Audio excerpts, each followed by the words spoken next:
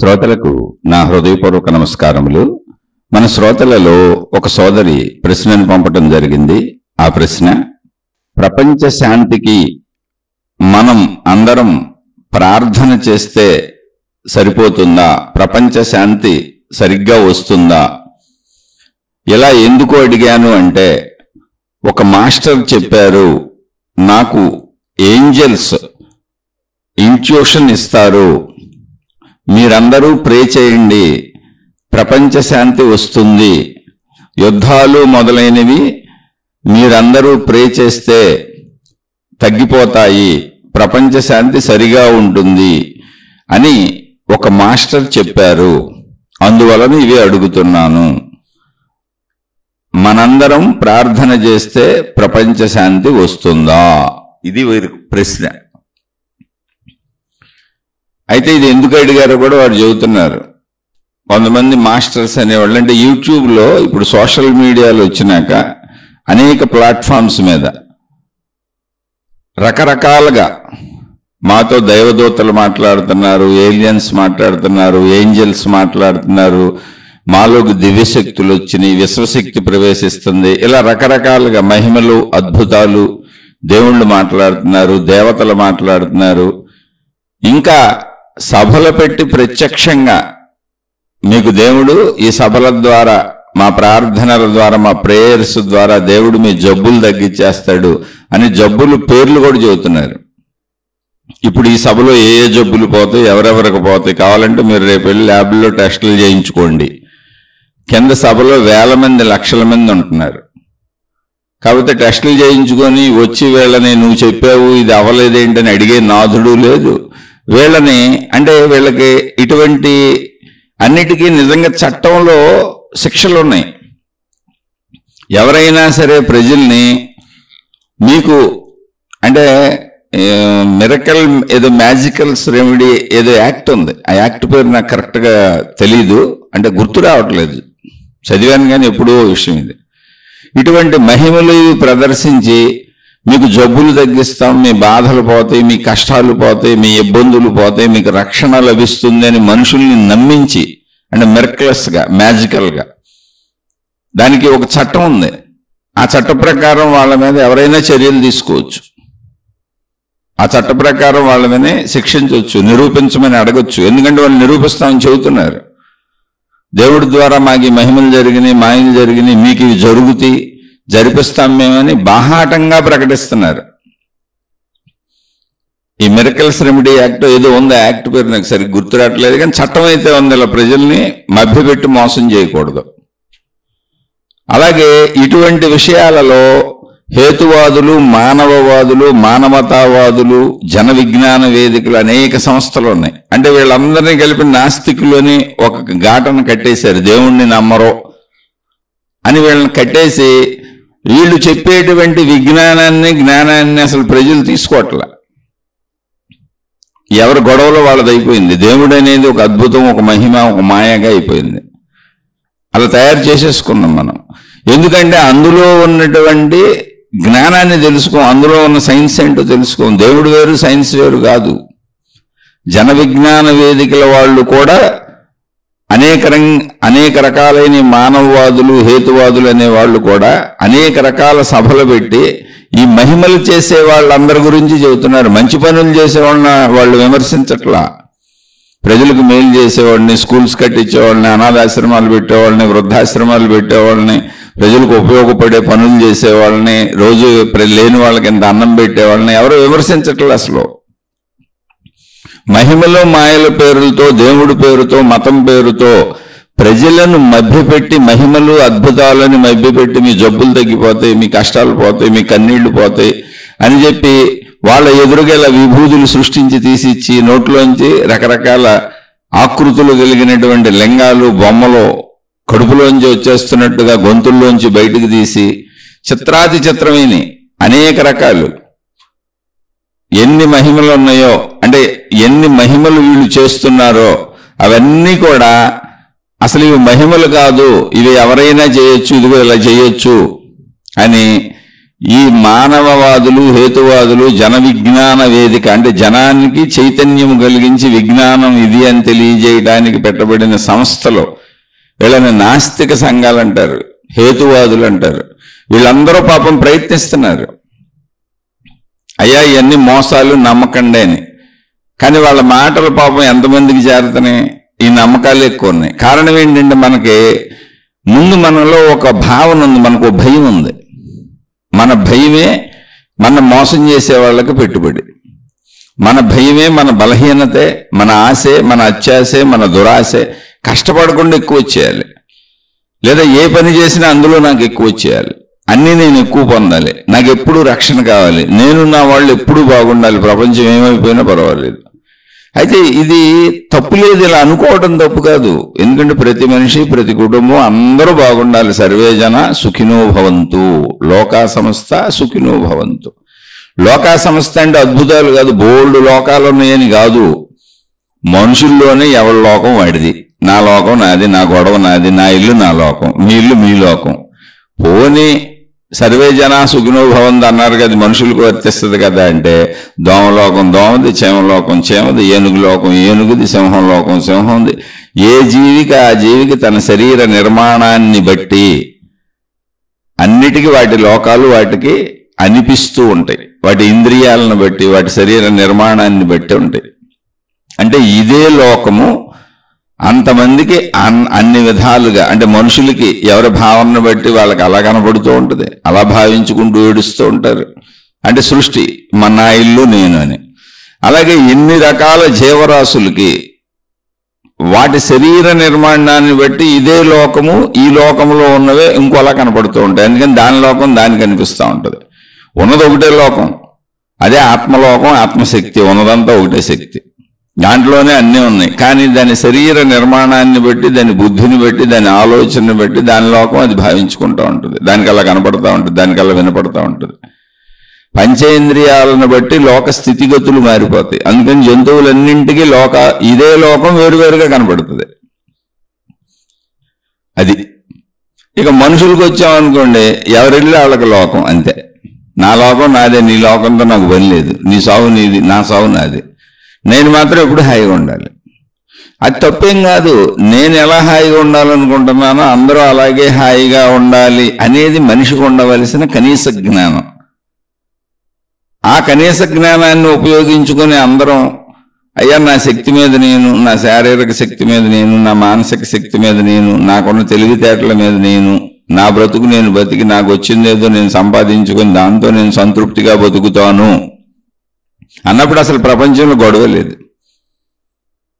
ఇక్కడ మనం ఏంటంటే ఆ సంతృప్తి తృప్తి అనేది నాకు లేదు, అది ప్రాబ్లం నాది. అసలు నాకు తృప్తి అనేది కలగదు, ఆ సంతృప్తి అనేది కలగదు.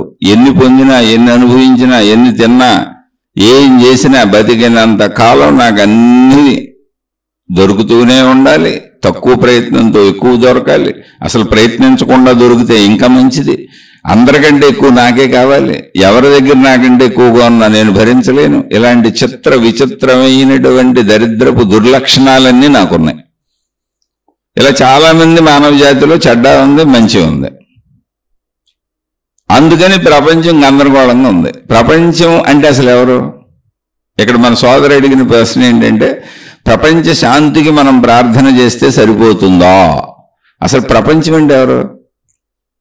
ఏ ప్రపంచం గురించి మాట్లాడుతున్నాం? మన జంతువులు ప్రపంచం అంటే ఏంటి? మొత్తం ఈ విశ్వంలో మానవ జాతి ఉంది, జంతు జాతి ఉంది, వృక్ష జాతి ఉంది, జడ పదార్థములు అనేకం ఉన్నాయి. పంచభూతాలతో ఉన్నాయన్ని జడ పదార్థాలు అనేకం ఉన్నాయి. మొత్తం యూనివర్స్ అలా ఉంది, గ్రహాలు, గోళాలు, నక్షత్రం. ప్రపంచం అంటే ఏంటి? ఇప్పుడు ఈ ప్రపంచంలో శాంతి అనేది ఏంటి? ఎవరికి కావాలి? మనుషులకు మాత్రమే అడుగుతున్నామా? లేదా జంతువులు కూడా అశాంతిగా ఉన్నాయా? చెట్లు పుట్టలు చేమలు కూడా అశాంతిగా ఉన్నాయి. ఊరికనే ప్రపంచ శాంతి, ప్రపంచ శాంతి, ప్రపంచ శాంతి అని పదాలు పలికేస్తాం. అది అలవాటు అయిపోయింది మనకి. దాని మీద నినాదాలు ఉంటాయి, పెద్ద పెద్ద సంస్థలు ఉంటాయి, ఈ ప్రపంచ శాంతి కోసం పాటుపడేటువంటి సంస్థలు ఉంటాయి. అసలు ప్రపంచం అంటే ఎవరో? దేశం అంటే మట్టి కాదోయ్, దేశం అంటే మనుషులోయ్. మనది మానవ జాతి. చెట్లకు అశాంతి ఉందో లేదో మనకు తెలియదు, ఆ గొడవ మనకెందుకు. జంతువులకు అశాంతి ఉందో లేదో మనకు తెలియదు, ఆ గొడవ మనకెందుకు. ఉన్నా మనం తీర్చలేం. ఒక మనిషిగా మనకు సంబంధించిన విషయాలు మనకు తెలుసు. మనుషులందరూ మనలాంటి వాళ్లే కాబట్టి కొంత ఊహించగలం. మనుషుల శరీర నిర్మాణం, మనుషుల జీవన శైలి అంతా మనలాగానే ఉంది కనుక అందరిది కొద్దిగా ఊహించగలం మిగిలిన వాళ్ళ గురించి. ప్రపంచ శాంతి అంటే ఇదే మనం చెప్పే. దేశాలు కొట్టుకుంటున్నాయి, మతాలు కొట్టుకుంటున్నాయి, దేవుళ్ళ పేరు మీద కొట్టుకుంటున్నారు, గురువుల పేరు మీద కొట్టుకుంటున్నారు, మతాల పేరు మీద కొట్టుకుంటున్నారు, జాతుల పేరు మీద కొట్టుకుంటున్నారు, కులాల పేరు మీద కొట్టుకుంటున్నారు. అసలు కొట్టుకోవడానికి కారణం ఏదో ఒకటి దొరికితే చాలు. ధనం పేరు మీద కొట్టుకుంటారు, వ్యాపారాల పేరు మీద కొట్టుకుంటారు, అన్నింటిలోనూ ఘర్షణ. ఆఖరికి ఇంట్లో భార్యాభర్తలు కొట్టుకుంటారు. ఎందుకు పెళ్లి చేసుకున్నారో తెలియదు. పిల్లల్ని కన్నారు, వాళ్ళ ముందే కొట్టుకుంటారు. తండ్రి పిల్లలు, మళ్ళీ తల్లిదండ్రులు పిల్లలు కొట్టుకుంటారు. కొట్టుకొని బంధమేంటి, కానీ స్థాయి తేడా అంతే. అంటే మనిషిలోనే ఒక ఘర్షణాత్మక స్వభావం ఉంది. మంచి చెడుల కలయిక మనిషి. ఎవరో చెప్పారు మనందరం ప్రార్థన చేసేస్తే ప్రపంచ శాంతి వచ్చేస్తుంది అని. ఏమని ప్రార్థన చేద్దాం, ఎవరికి ప్రార్థన చేద్దాం, ఎవరిని ప్రార్థిస్తే వస్తుంది అంటే, ఈ ప్రశ్న అడిగినటువంటి సోదరు ఏమంటున్నారంటే, ప్రపంచ శాంతి కోసం మనం అందరం ప్రార్థన చేస్తే ఆ ప్రపంచ శాంతి వస్తుందా? అసలు ఈ ప్రశ్న నేను ఎందుకు అడిగాను అంటే, ఈ మాస్టర్స్ అనేవాళ్ళు కొంతమంది అనేక సంస్థల్లో బయలుదేరారు. ఏమి లేదు, మాస్టర్స్ ఊరికి మాలు చదువుతున్నాయి. మాస్టర్స్, గురువులు, మహాత్ములు, సిద్ధ గురువులు, జగద్గురువులు, ప్రసిద్ధ గురువులు, ప్రజా గురువులు, పరమ గురువులు, పూజ్య గురువులు, రకరకాల పేర్లు, అనేక రకాల పేర్లు, మళ్ళీ దేవుళ్ళ పేర్లు కలుపుకొని అనేక మంది యోగులు. మళ్ళీ ఇవన్నీ కూడా మనుషులకు పెట్టిన పేర్లు, అంతే, ఏమీ లేదు. ఇవి పేర్లు అంతే. అది విషయం గుర్తుపెట్టుకుని వాళ్ళు మనుషులే. ఈ మాస్టర్స్ అనగానే వీళ్ళది మనుషుల కంటే భిన్నమైన వాళ్ళే ఏంటి? ఇప్పుడు గురువులు మనుషుల కంటే భిన్నమైన వాళ్ళే ఏంటి? వీళ్ళందరూ మనుషులు కాదేంటి? అలా కొంతమంది ఏదో ఇప్పుడు వృత్తులను బట్టి పేర్లు పెట్టుకున్నాం మనం. ఇప్పుడు టీచర్స్, ఉపాధ్యాయులు, మాస్టర్లు అంటాం. ఇక్కడ మాస్టర్స్ అనేది కొన్ని సంస్థలకు సంబంధించిన పేరు. అది ఇప్పుడు ఒక ఆయన చెప్పాడంటే ఏమని, వారికి ఏంజల్స్ కనపడటం కాదు, ఇంట్యూషన్లో చెప్తారంట. ఇంట్యూషన్ అంటే ఏంటో తెలిసి అనిపించడం. నాకు అనిపించడం, రోడ్డు మీద ఒక అమ్మాయి వెళ్ళింది, నా ఎదురుగా నడుచుకుంటూ వెళ్ళింది, బా సూపర్గా ఉంది అబ్బాయి, ఇలాంటి అమ్మాయిని పెళ్లి చేసుకుంటే అని నాకు అనిపించింది. తర్వాత నా మనసు బలంగా చెబుతుంది, ఈ అమ్మాయి నీకు భార్య అయిపోద్ది అని. ఎందుకంటే నువ్వు కోరుకున్నావు కదా. అదే ఇంట్యూషన్ అంటే. అలా ఇంట్యూషనల్ శక్తిని పెంచుకోమని చెబుతూ ఉంటారు కొంతమంది. ఏమంటే అసలు ఇంట్యూషన్ లేని మనిషి భూమి మీద ఉంటాడండి? ఇంట్యూషన్ ఏంటి? ఏది ఊహ, మనం చేసే ప్రతి పనికి ఒక భయమో, ఒక బాధో, ఒక దుఃఖమో, ఒక ఆనందమో, ఒక ధైర్యమో, ఒక తృప్తో మనకి అనిపించకుండా ఉంటుందా? ఇలా జరుగుతుంది, ఇలా జరగదు, ఇది అవుతుందేమో, ఇది అవదేమో అని అనిపించకుండా ఉంటుందా? అదే ఇంట్యూషన్. బస్టాండ్లో వెయిట్ చేస్తూ ఉంటాం, ఇంకో 5 నిమిషాల్లో నేను ఎక్కే బస్సు వచ్చేస్తుంది అనిపిస్తుంది. రాగానే నా ఇంట్యూషన్ పనిచేసేసింది అంటాం. 6th sense, 7th sense, 6th sense. ఇప్పుడు ఆల్రెడీ మనకు 5 సెన్సులు ఉన్నాయి. ఏంటి? పంచేంద్రియాలు. సెన్సెస్ అంటే జ్ఞానేంద్రియాలు, పంచేంద్రియాలు. 6th సెన్స్ ఇంకోటి ఉంది, అదే ఇంట్యూషన్. 7th సెన్స్, అది కూడా intuition. 8th sense, 9th sense, ఎన్నైనా పెట్టచ్చు. మనం సృష్టించటమే. పాపం నమ్మేయడానికి ప్రజలు రెడీగా ఉన్నారు. నువ్వు ఏమైనా సృష్టించు, కానీ ఒక మతం పేరు మీద, ఒక దేవుడి పేరు మీద, ఒక సంస్థ పేరు మీద ఎవరో మహిమలు, మాయలు, ఏలియన్స్, ఏంజల్స్, దేవదూతలు ఇలాంటి పేర్ల మీద సృష్టించు. ఎందుకంటే అవి నిరూపించడానికి ఇంకా గొడవ ఉండదు. వాళ్ళు కనపడరు. నాకు మాత్రమే చెవిలో కనపడతారు, ఊదుతారు, నాకు మాత్రమే కనపడతారు, నాకు మాత్రమే చెబుతారు. ఇంకా అద్భుతం ఏంటంటే, ఈయన అయితే ఇంట్యూషన్ రూపంలో చెప్తున్నారండి. అసలు ఇంట్యూషన్ లేని మనిషి ఉన్నాడా? అసలు ఇంట్యూషన్ లేని మనిషి ఉంటాడండి? ఆలోచించండి. అందరికీ అనిపిస్తుంది. అనిపించకుండా ఏ పని చేయలేం మనం. ఒక పని మొదలు పెట్టినప్పుడు అవుతుందని అనిపిస్తుంది, అవదని అనిపిస్తుంది, అవ్వచ్చు అని అనిపిస్తుంది, అవ్వకూడదని అనిపిస్తుంది, అన్నీ అనిపిస్తూ ఉంటాయి. అందులో ఏదో ఒకటి ఇది బలంగా అవుతుంది అని అనిపించింది అనుకోండి, ఇదిగో నా ఇంట్యూషన్ పనిచేసింది అంటాం. అది బ్రహ్మాండంగా. మనం ఎక్కబోయే బస్సు వస్తే ఇంట్యూషన్ పనిచేసినట్టు, మనం అనుకున్న స్నేహితుడు ఇంటికి వచ్చేస్తే వస్తాడేమో అనిపించగానే వచ్చేసినట్టు. మరి ఆ ఇంట్యూషన్ రోజు పనిచేయాలిగా నీకు. అప్పుడు ఆ మనుషులందరికీ ఇంట్యూషన్ పనిచేసేసి చక్కగా దాంతో నడిచేయండి, అన్నీ మీకు ముందు తెలిసిపోతాయి, భవిష్యత్తు అంతా తెలిసిపోద్ది. గొడవ ఉండదు. ఇంట్యూషన్ పనిచేసే వాళ్ళందరినీ కూర్చోబెట్టుకోండి. విమానాలు బయలుదేరేటప్పుడు యాక్సిడెంట్లు అవుతాయా అవ్వా ఇంట్యూషన్ అడగండి. రైళ్లు బయలుదేరేటప్పుడు అడగండి. ఇంట్యూషన్తో ఎక్కడెక్కడ యాక్సిడెంట్లు అవుతాయో చెప్పమనండి, అవన్నీ నివారించుకోవచ్చు. వీళ్ళందరూ ఇంట్యూషన్తో ఎవరెవరికి ఏ జబ్బులు రాబోతున్నాయో చెప్పమనండి, అవన్నీ నివారించుకోవచ్చు. వీళ్ళందరూ ఇంట్యూషన్తో భౌతిక భౌగోళిక పరిస్థితుల్లో ఎటువంటి విపత్తులు రాబోతున్నాయో చెప్పమనండి, చక్కగా కనుక్కొని అవన్నీ నివారించుకోవచ్చు. ఇంట్యూషన్లు కాదు, మహిమల పేర్లు, మాయల పేర్లు, అద్భుతాల పేర్లు సభలు పెట్టి ప్రజల్ని గగ్గోలు పెట్టించేస్తే అడిగే దిక్కు లేదు. డైరెక్ట్గా చెబుతున్నారు, అయినా అడిగే దిక్కు లేదు. అంటే అడిగేవాళ్ళు ఎవరు? మనుషులేగా వెళ్ళేది, చెప్పేది మనుషులే, వినేది మనుషులే. ఆ స్టేజ్ మీద ఉన్న ఒకళ్ళిద్దరు మనుషులు కింద ఉన్న లక్షల మందిని నమ్మించేస్తున్నారు. ఆ నమ్మేవాళ్ళు పాపం ఎలా ఉన్నారో చూడండి, నమ్మించేవాళ్ళు మాట దేవుడు ఎరుగు. అంటే దేవుడి పేరు మీద మన దగ్గర ఏదైనా చలామణి అయిపోద్ది, మతం పేరు మీద ఏదైనా చలామణి అయిపోద్ది, భక్తి పేరు మీద ఏదైనా చలామణి అయిపోద్ది, అది ఏ మతమైనా సరే. ఎందుకనంటే మనిషిలో ఉన్నటువంటి సహజమైన బలహీనత మొట్టమొదటిది భయం. అందరికీ మరణ భయం ఉంటుంది. ఆ మరణ భయం మూల భయం. ఆ మరణ భయం నుంచి వచ్చిన భయాలే మిగిలిన భయాలన్నీ. అంటే ఇప్పుడు నాకు ఆహారం కావాలి, ఆహారం లేకపోతే ఏమైపోతాను? చచ్చిపోతాను. నాకు నీరు కావాలి, లేకపోతే ఏమైపోతే చచ్చిపోతాను. వసతులు, వనరులు, సౌకర్యాలు అన్నీ నాకు సమకూరపోతే ఏమవుతాను? చచ్చిపోతాను. నాకు అనారోగ్యాలు వస్తే ఏమవుతాను? చచ్చిపోతాను. వీటన్నిటి నుంచి నాకు రక్షణ కావాలంటే ఏం కావాలి? నా దగ్గర డబ్బు కావాలి, నాకు అన్నీ సమకూరిపోవాలి. అంటే మూల భయం మరణ భయంగా ఉంది. ఎక్కడ ఏది తగ్గుతున్నా అది ప్రతిదీ భయంగా మారిపోయింది. మూల భయంలోంచి వచ్చిన భయం ఇదంతా. కారణం ఏంటంటే నేను నశించిపోతాను, ఇవన్నీ నన్ను నశించకుండా కాపాడుతాయని. ఆ భయంలో ఒక బలహీనతగా ఉంది ప్రతి మనిషిలో. ఎందుకంటే మనిషి ఒక సామాన్యుడు, ఒక ధూళి కణం ఈ విశ్వంలో. జననం ఎప్పుడు జరుగుద్దో తెలియదు, మరణం ఎప్పుడు జరుగుద్దో తెలియదు, ఎప్పుడు ఏ అనారోగ్యం వస్తుందో తెలియదు, ఎప్పుడు ఏ మంచి జరుగుద్దో తెలియదు, ఎప్పుడు ఏ చెడు జరుగుద్దో తెలియదు. జీవితంలో అసలు ఏ సెకనం భవిష్యత్తులో ఏం జరుగుద్దో, ఏం రాబోతుందో, ఏం మీద పడబోతుందో అసలు తెలియదు. అయితే తెలీదు, ఎవరికి తెలియదు, జంతువులకు కూడా తెలియదు.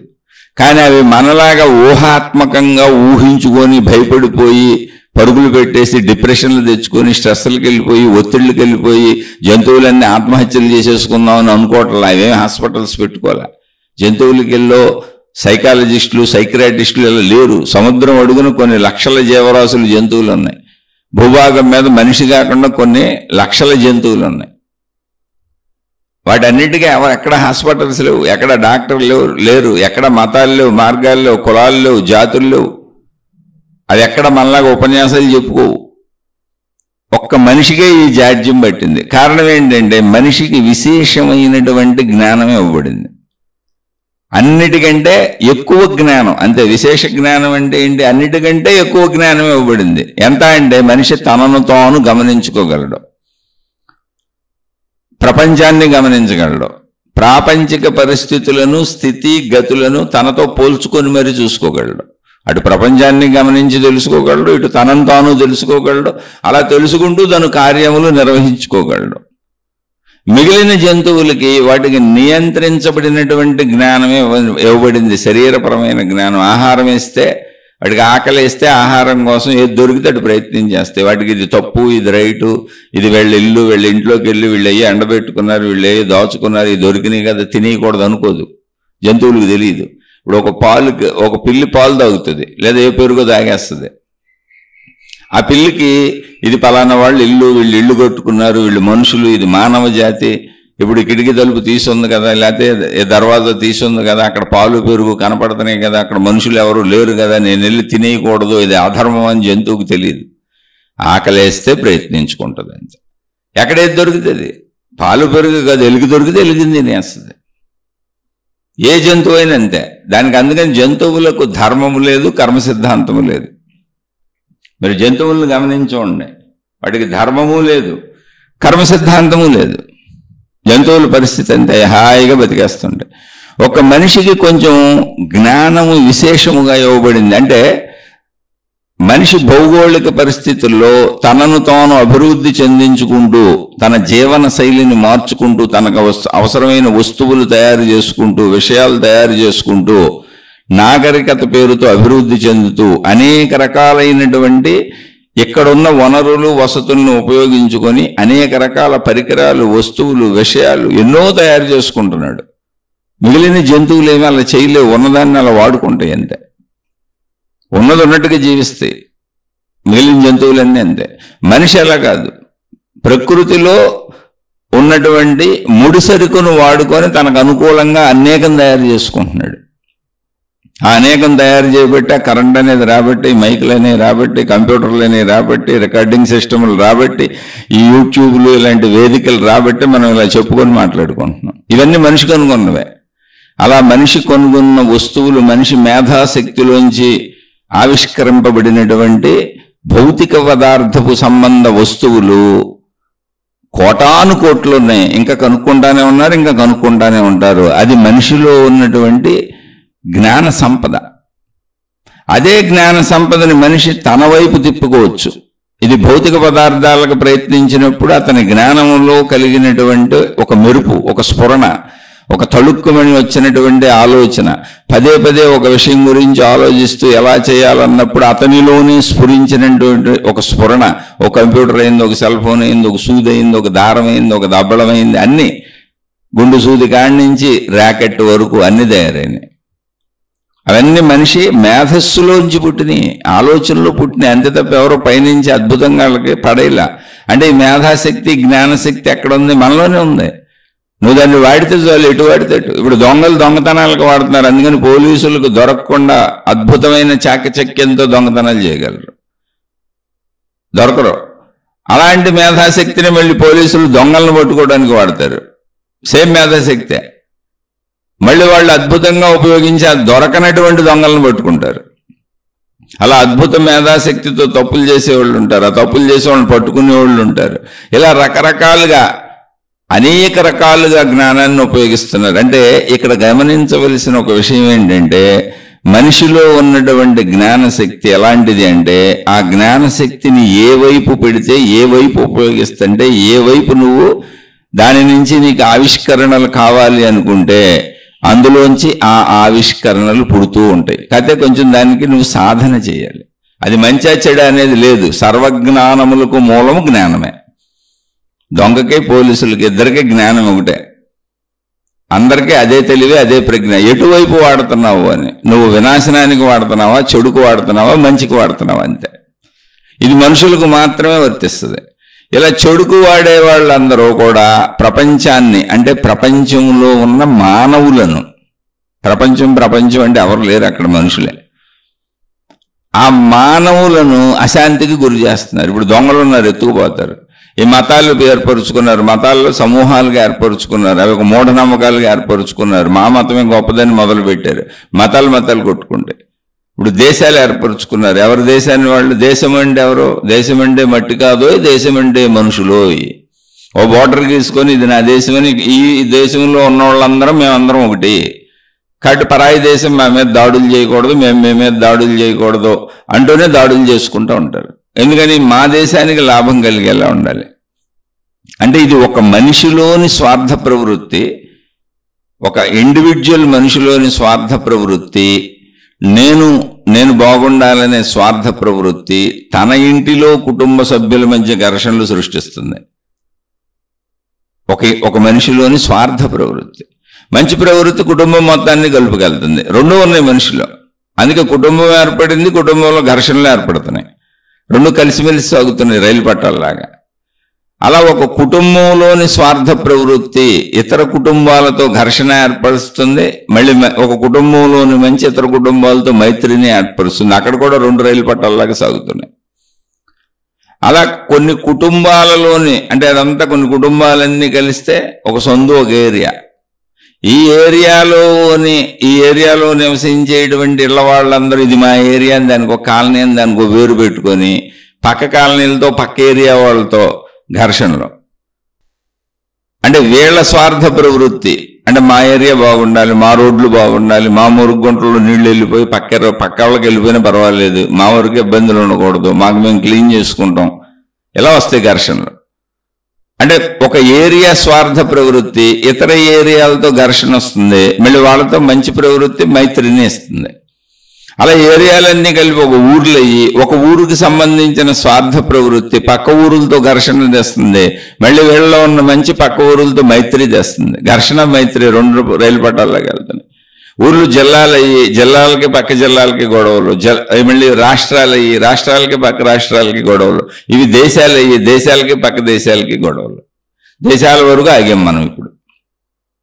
అంటే స్వార్థ ప్రవృత్తి ఏమో ఒక రైలు పట్టాలాగా అందరితో గొడవలు ఘర్షణలు తెస్తుంది. అది ఒక ఇండివిజువల్ మనిషిలో ఏది ఉందో మొత్తం అది మనుషుల సమూహమే దేశం కాబట్టి అక్కడ అలాగే పనిచేస్తుంది. అలాగే ఒక ఇండివిజువల్ మనిషిలో మంచి ఉండటం వల్లనే కుటుంబ వ్యవస్థ నడుస్తుంది. ఘర్షణ అక్కడే ఉంది, మంచి అక్కడే ఉంది కాబట్టి కుటుంబ వ్యవస్థ నడుస్తుంది. ఒక రైలు పట్ట ఇది, ఒక రైలు పట్ట ఇది కాబట్టి మంచితో కుటుంబ వ్యవస్థ నడుస్తుంది. అలా మైత్రితో దేశాలు మైత్రి చేసుకుంటున్నాయి, యుద్ధాలు చేసుకుంటున్నాయి, రెండు నడుస్తున్నాయి. ఇవాళ మైత్రి చేసుకున్నటువంటి దేశాలు రేపొద్దున యుద్ధాలు చేసుకోవచ్చు, ఇప్పుడు యుద్ధాలు చేసుకున్న దేశాలు రేపొద్దున మైత్రి చేసుకోవచ్చు. ఇది మనుషుల్లాగానే చంచల మనస్సు, ఇది మానవ స్వభావము. ప్రపంచం అంటే మనుషులు.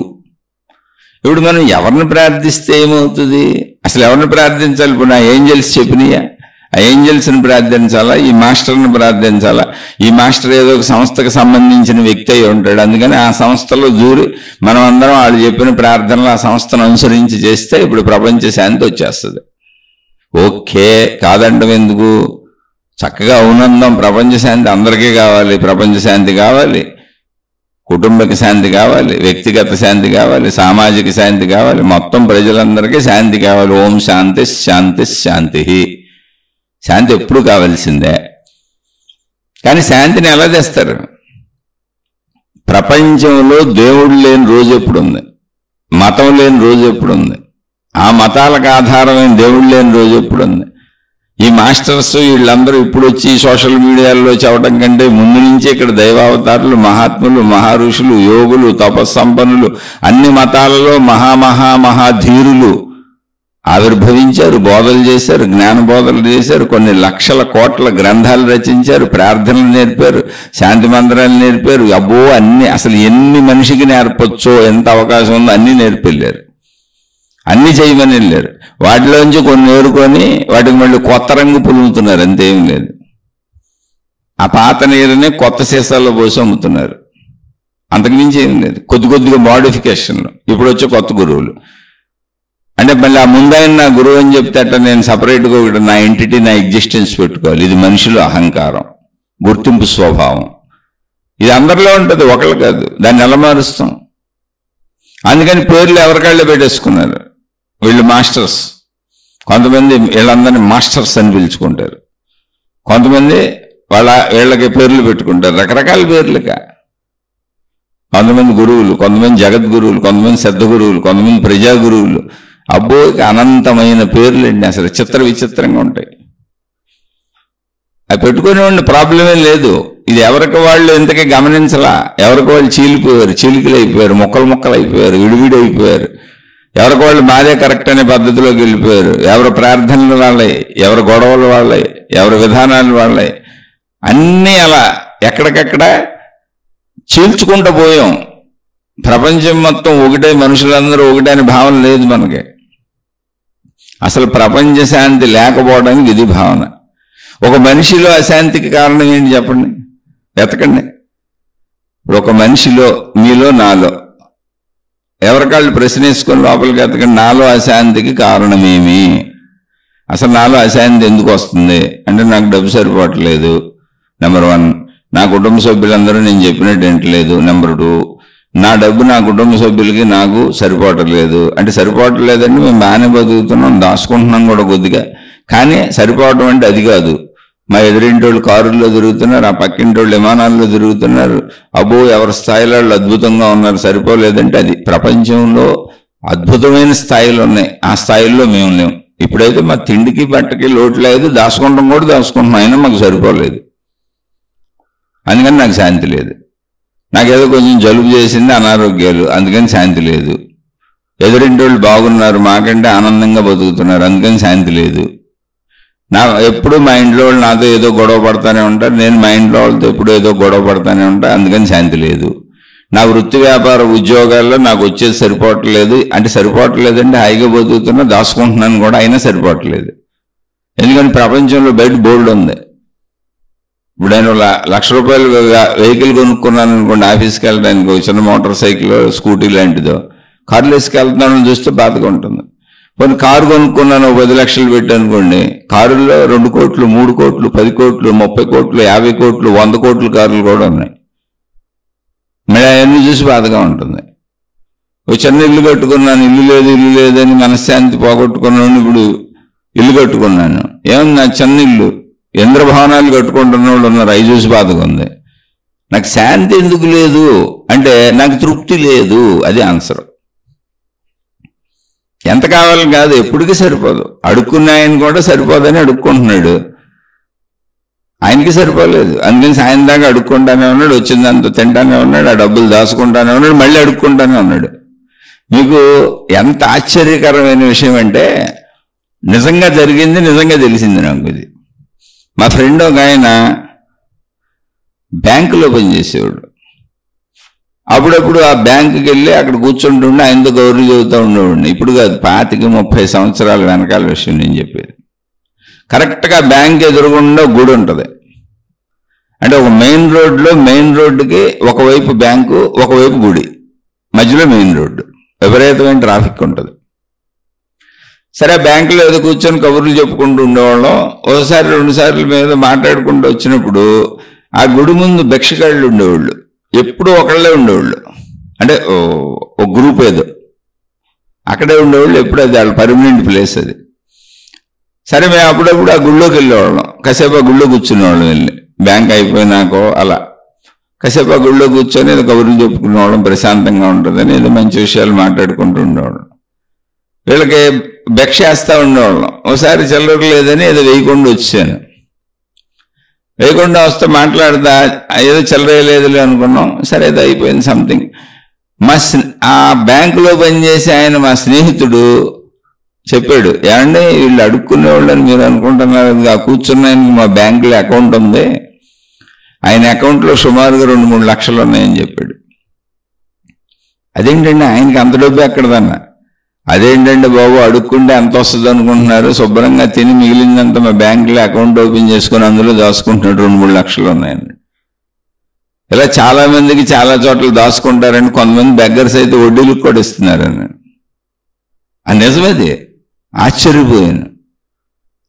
చాలామంది బెగ్గర్స్ దగ్గరికి వెళ్ళి, అనేక షాపుల వాళ్ళకి బెగ్గర్స్ కాంట్రాక్ట్ ఉంది. అంటే ఇప్పుడు చిల్లర్ల కొరత ఉందో లేదో నాకు తెలియదు. ఒకప్పుడు చిల్లర కొరత ఉండేది, రూపాయి నాణ్యాలు చిల్లర్లు దొరికేవి కాదు. అందుకని బెగ్గర్స్ దగ్గర చిల్లర తీసుకునేవాళ్ళు. అంటే 100 రూపాయల కాగితం ఇస్తే 90 రూపాయలే చిల్లర ఇస్తారు, 10 రూపాయలు కట్ చేసుకుంటారు. ఈ బెగ్గర్స్కి విపరీతమైన డిమాండ్ అనమాట. వెళ్ళే షాపుల వాళ్ళతో కాంటాక్ట్, మొత్తం బిజినెస్లో. ఇప్పుడు వాడికి తృప్తి ఉందా? మరి మన ₹1-2 అడిగి తీసుకున్నాడు, బ్యాంకులో 2-3 లక్షలు అయినా ఆగాడు, ఆ తృప్తి ఉందా? ఏమీ లేదు. రాని అలా కూర్చుందాం, అడుగుతూ ఉందాం, వచ్చిన బ్యాంకులో దాచుకుందాం, తినక మిగిలిన బ్యాంకులో దాచుకుందాం. ఒక బెగ్గర్కే ఆ తృప్తి లేనప్పుడు ఒక కుటుంబ సభ్యుడికి తృప్తి ఎందుకు ఉండదు? ఎంత జీతం వచ్చినా, ఎంత సంపాదించినా. అందుకే 1,000 కోట్లు, 1,00,000 కోట్లు ఎక్కడికైనా వెళ్ళు, నాకు తృప్తి ఉండదు. ఎప్పటి వరకు? చనిపోయే వరకు. చనిపోయినాక తృప్తి గురించి నాకేం తెలిసి, అన్ని వదిలేసిపోతాక అయిపోయింది. భూలోకంలో నా స్టోరీ క్లోజ్. అది మనిషి మానవ మనస్తత్వం. మరి శాంతి ఎక్కడి నుంచి వస్తుంది? శాంతి అనేది తృప్తిలోంచి ఉంది. తృప్తి పడిపోయినాడు అప్పుడు శాంతి ఉన్నట్టే. మనిషి తృప్తి పడాలి. ఇప్పుడు ప్రపంచ శాంతి కావాలంటే ప్రపంచంలో ఉన్న మనుషులందరూ తృప్తి పడాలి. తృప్తి పడక తల్లి చేసుకుంటున్నారు వీళ్ళు. మా దేశం అంటే మా దేశం. ఇప్పుడు మా వ్యక్తిగతంగా నేను, అందుకని నా భార్యతో గొడవ పడతా, నా ఇంట్లో కుటుంబ సభ్యులతో గొడవ పడతా, నా చుట్టూ ఉన్న వాళ్ళతో గొడవ పడతా, నాకు సంబంధించిన అందరితో గొడవ పడతా, నా యజమానులతో గొడవ పడతా, నా పని మనుషులతో గొడవ పడతా, రోడ్డు మీద బండికి అడ్డంగా వచ్చినోడితో కూడా గొడవ పడతా. ఎందుకంటే నా వ్యక్తిగత అహం అది, నా వ్యక్తిగత స్వార్థం అది, నా వ్యక్తిగత బుద్ధి గుణం అది. వ్యక్తిగతం ఇలా గొడవ పడినప్పుడు సమూహం మొత్తం ఒక దేశంగా ఇంకో దేశంతో గొడవ పడుద్ది. అదే దేశ అహంకారం, వ్యక్తులందరి అహంకారం. అది అక్కడ నిర్ణయాలు తీసుకునే వాళ్ళు ప్రజాస్వామ్య ప్రభుత్వాల్లో ఎన్నుకోబడిన మనుషులే కదా, వాళ్ళ అహంకారం అది. అక్కడ మనుషులే ఉంది. మరి ప్రపంచంలో శాంతి కావాలంటే ఎట్ట వస్తుంది? మనుషుల్లో శాంతి ఉంటేనే ప్రపంచంలో శాంతి ఉన్నట్టు. ఎందుకని మనం శాంతి అడుగుతుంది? ప్రపంచంలో శాంతి అంటే ప్రపంచం శాంతిగానే ఉంది, ఆకాశం అంతా శాంతిగానే ఉంది, గాలి అంతా చక్కగా వేస్తుంది, హాయిగానే ఉంది, దాన్ని ఎవరు అడ్డగించట్లేదు. సూర్యుడు చక్కగా వస్తున్నాడు వెళ్తున్నాడు, ఆయనకే బాధ లేదు. నీరు చక్కగా ప్రవహిస్తుంది, వర్షాలు కురుస్తుంది, ఆవిరవుతుంది, వెళ్తుంది, దాని గొడవ ఇది పడతానే ఉంది, దానికేం బాధ లేదు. భూమికి అసలు బాధ లేదు, అసలు చెట్లకు అసలు బాధ లేదు, జంతువులకు అసలు బాధ లేదు. అన్నీ ఆటి పనులు ఆటి గొడవల్లో పడతానే ఉన్నాయి. ఆడి ఇష్టం వచ్చినట్టు జీవిస్తున్నాయి, ఇంత తిని పడుకుంటున్నాయి. మా ఇంటి ముందు ఎప్పుడూ 10 కుక్కలు ఉంటాయి. అసలు ఎక్కడ తింటాయో తెలియదు, ఏం తింటాయో తెలియదు, కానీ ఆయన నిశ్చింతగా నిద్రపోతూ ఉంటాయి, అలా విశ్రాంతి తీసుకుంటూ ఉంటాయి, ఆ చెట్ల నీడలో పడుకుంటూ ఉంటాయి. మా ఇంటికాడ ఎందుకు ఉంటాయంటే మా ఇల్లు ఊరు చివరకు ఉంటుంది, ఆ రోడ్డు మీద ఎక్కువ వాహనాలు తిరగవు, అందుకని వాటికి డిస్టర్బెన్స్ ఉండదు, హాయిగా పడుకుంటాయి. ఎప్పుడైనా ఒక వాహనం వస్తే వాహనదారుడు పక్క నుంచి వెళ్ళాల్సిందే తప్ప ఈ ఊరికి ఇలా తలెత్తి చూసి అలా పడుకుంటాయి. అంటే ఆ వాహనదారులు భయపడుతూ పక్క నుంచి వెళ్తూ ఉంటారు. ఇక మాకు ఆ కుక్కలు అలవాటే. ఎప్పుడైనా కారు వస్తే దగ్గరికి వెళ్ళి ఆపి హారన్లు కొడితే అప్పుడు బద్ధకంగా ఒళ్ళు ఇరుచుకొని ఒకసారి కారు ఎంక చూసి, ఓహో ఇదేదో పెద్ద వాహనం లాగా ఉంది, తప్పుకొని లేచి పక్కకి వెళ్తే తప్ప కుదరదు, అది పక్క నుంచి వెళ్ళడానికి ప్లేసు లేదు అని అనుకొని అప్పుడు వెళ్ళి పక్కన నుంచి ఉంటాయి కాసేపు. ఆ కారు వెళ్ళిపోయినాక మళ్ళీ వచ్చి పడుకుంటాయి యథాతథంగా. ఎందుకనంటే ఇవన్నీ అరుదుగా జరుగుతాయి, వాటికి డిస్టర్బెన్స్లు. అంటే ఏంటి, చక్కగా ఇక్కడ తింటనే వచ్చి పడుకుంటున్నాయి అంతే. వాటి అన్నీ తీర్చుకుంటున్నాయి, నిద్రపోతున్నాయి, లేదా రెస్ట్ తీసుకుంటున్నాయి, విశ్రాంతిలో ఉంటున్నాయి, శాంతిగా ఉంటున్నాయి. ఎందుకంటే ఊహాత్మకమైన కోరికలు ఆశలు జంతువులకు తెలియదు. మనిషికి ఇవ్వబడిన జ్ఞానాన్ని తృప్తి లేనితనంగా ఊహించుకుంటూ ముందుకెళ్ళిపోతూ మొదలుపెట్టాడు. అది అక్కడ వచ్చింది ప్రాబ్లం. ఇదే జ్ఞానాన్ని తన వైపు తిప్పుకొని అసలు నేనెవరు, ఈ ప్రపంచం ఏంటి, ఈ సృష్టికి నాకు సంబంధం ఏంటి, నేను పుట్టడం ఏంటి, చనిపోవడం ఏంటి, జనన మరణ చక్రం ఏంటి, శరీరం ఏంటి, మనసు ఏంటి, బుద్ధి ఏంటి, అసలు నేను బతకడం ఏంటి, చనిపోతే పోయింది ప్రాణం ఏంటి, ఆ ప్రాణం ఎక్కడ ఉంది, నేను బతుకున్నప్పుడు నాలో ఉన్న ప్రాణశక్తి ఏంటి అని తన వైపు తిప్పుకొని ఆ జ్ఞానాన్ని తన వైపు పెట్టి తనలోకి పెట్టి ఆలోచించినటువంటి వాళ్ళు మళ్ళీ అక్కడ ఆత్మజ్ఞానాన్ని కనుక్కున్నారు, ఆత్మశక్తిని కనుక్కున్నారు. ఎటు పెడితే అటు జ్ఞానం పనిచేస్తుంది అంతే. అహంకారం వైపు పెడితే యుద్ధాలు సృష్టిస్తుంది, స్వార్థం వైపు పెడితే మోసాలు, అనర్థాలు, ఘర్షణలు అనేకం సృష్టిస్తుంది. చెడు వైపు పెడితే ప్రజల్ని ఎలా ఎంత తెలివిగా మోసగించవచ్చో అవన్నీ సృష్టించి చెప్పుద్ది. మంచి వైపు పెడితే ఎంత మంచిగా ప్రజలకు మేలు చేయొచ్చో చెప్పుద్ది. అలా ఎలా అయినా చెప్పుద్ది. నువ్వు ఆ జ్ఞానాన్ని ఎలా వాడతావు అంతే. అది వివిధ రకాలుగా కోటాను కోట్ల రకాలుగా చెప్పుద్ది. ఎందుకంటే ప్రపంచంలో ఉన్న కోటాను కోట్ల విషయాలు, వస్తువులు, పరికరాలు మొత్తం ఇప్పుడు మనం అనుభవించేవన్నీ కూడా మనిషి మేధాశక్తిలోంచి పుట్టినవే తప్ప ఎవరో వచ్చి ఇలా చేయండి, ఇలా చేసుకోండి అని ఏ ఏంజల్స్ కానీ, ఏ దేవతలు కానీ, ఏ దేవుళ్ళు కానీ, ఇతర ఏలియన్స్ గ్రహాల నుంచి వచ్చిన వాళ్ళు కానీ వాళ్ళు మనకి ఇలా చేయండి అని డిజైన్లు గీసి ఇచ్చి సలహాలు ఇచ్చి సంప్రదింపులతో చేసినవి కాదు. ఇవన్నీ మానవ మేధస్సులోంచి పుట్టినాయి. మనిషి మేధాశక్తిలోంచి పుట్టిన మనిషి ఇంట్యూషన్తో ముందుకు ప్రయాణించి ఇంకొంచెం అంటూ జ్ఞానశక్తిని పెంచుకుంటూ వెళ్ళాడు. మనిషి పెంచుకున్నాడు, అన్నీ అలాగే కనుగొన్నాడు. ఏదైనా ఒక గుండు సూది దగ్గర నుంచి ఆకాశంలోకి ఎగిరి చంద్రమండలాలు, ఇతర గ్రహాల వరకు వెళ్ళగలిగిన ర్యాకెట్ల వరకు, ఇంకా మధ్యలో ఏదైనా. కాబట్టి ప్రపంచ శాంతికి మనందరం ప్రార్థిస్తే అవుతుందా అంటే అసలు ప్రార్థనలు లేని రోజు ఎక్కడుంది చెప్పండి. అంటే ప్రపంచ శాంతి కోసం ప్రార్థించలేదు కదండి, ఎవరి కాళ్ళం మన కోసం ప్రార్థిస్తున్నాం. ప్రపంచ శాంతి కాసేపు వదిలి పక్కన పెట్టండి. మీకోసం ప్రార్థించుకుంటున్నారు కదా నిత్యం, పోయినా అవుతున్నాయో చెప్పండి చాలు. ప్రతి వ్యక్తి ఇంట్లో ఏదో ఒక దేవుడు, ఏదో ఒక మతం, ఏదో ఒక గురువు, ఏదో ఒక విధానం, ఏదో ఒక గ్రంథం, ఏదో ఒక చిన్నదో పెద్దదో భక్తి తత్పరత ఉంటుంది. అందరూ ఏదోటి పాటిస్తూనే ఉంటారు, నమస్కారం అని పెట్టి వెళ్తారు. ప్రతి ఇంట్లోనే ఉంటుంది అది ప్రపంచవ్యాప్తంగా. అందరూ ప్రార్థిస్తూనే ఉంటారు, మమ్మల్ని రక్షించు, మమ్మల్ని కాపాడు, మాకు అన్ని సమకూర్చు, మమ్మల్ని ఏ లోటు లేకుండా చూడు, మాకు ఏ ఇబ్బంది లేకుండా చూడు. ఇప్పుడు ముందు అసలు మీ ప్రేయర్స్ మీకు పనిచేస్తున్నాయా? మీ దేవుడికి సంబంధించి మీ గురువు నేర్పిన, మీ మతం నేర్పిన, మీ మార్గం నేర్పిన మీ విధానాలు, మీ ప్రేయర్స్, మీ ప్రార్థనలో మీరు చేస్తున్న దైవీ సంబంధ సమస్త కార్యక్రమములు, ప్రేయర్స్ అందం కార్యక్రమాలన్నింటినీ మీకు పనిచేస్తూనే ముందు చూడండి. ఒకవేళ అలా పనిచేసేది నిజమే అయితే, ఒకవేళ నిజంగా అలా పనిచేస్తుంది నిజమే అయితే, పనిచేస్తూనే అనుకుంటే, ఎందుకంటే వాటిని కించపరచడానికి లేదు. ప్రార్థనలకు ఫలితం ఉందని బోల్డ్ మంది మహాత్ములు చెబుతూ ఉంటారు. ఆధ్యాత్మికతలో కొన్ని విషయాలను కించపరచడానికి లేదు. కానీ మహిమలో మాయలు అద్భుతాలుగా చేయకూడదు. ఒక సద్గుణం కోసం, ఒక మంచి గుణం కోసం ఒక దేవుడికి నమస్కరించడం, ఒక దేవుణ్ణి ప్రార్థించడం, అర్చించడం, పూజించడం, అదంతా ఒక సభ్యతగా, ఒక సంస్కారంగా, ఒక నాగరికతగా, నువ్వు మనిషిగా బతకడానికి, మృగంలా మారకుండా ఉండడానికి, నీలో మంచిని పెంచడానికి మహనీయులు మహాత్ములు ఏర్పాటు చేసిన వ్యవస్థ అది. నువ్వు మనిషివి, మృగానివి కాదు, జంతు ప్రవృత్తిని వదిలే, చెడును వదిలే అని మనిషిని మనిషిగా ఉంచడానికి, మానవత్వాన్ని పెంచడానికి దైవత్వాన్ని ఆసరాగా చూపించారు. అది మతం, అది దేవుడు, అది గురువు, అది జ్ఞాన గ్రంథం. అక్కడ ప్రేయరు నీలో జంతు ప్రవృత్తి పోవటానికి. కానీ మరి నువ్వు అన్ని రక్షణలు అడుగుతున్నావుగా, నాకు రోగాలు రాకూడదు, బాధలు రాకూడదు, కష్టాలు రాకూడదు, ఇబ్బందులు రాకూడదు, నేను నా కుటుంబం హాయిగా సుఖ సంతోషాలతో వర్ధిల్లాలి అంటున్నావుగా. నీ ప్రార్థనలు నీకు ఫలించినయా చెప్పు చాలు. నీకు ఇబ్బందులు రాకుండా ఉన్నాయి, కష్టాలు రాకుండా ఉన్నాయి, బాధలు రాకుండా ఉన్నాయి, కన్నీళ్ళు రాకుండా ఉన్నాయా? నువ్వు నీ కుటుంబ సభ్యులందరూ హాయిగా సంతోషంగా సుఖంగా చిన్న బాధ కూడా లేకుండా జీవితం గడుపుతున్నారా? తృప్తిగా సంతోషంగా ఉన్నారా చెప్పు చాలు. ఉంటే నీ ప్రార్థన నీకు ఫలించినట్టే.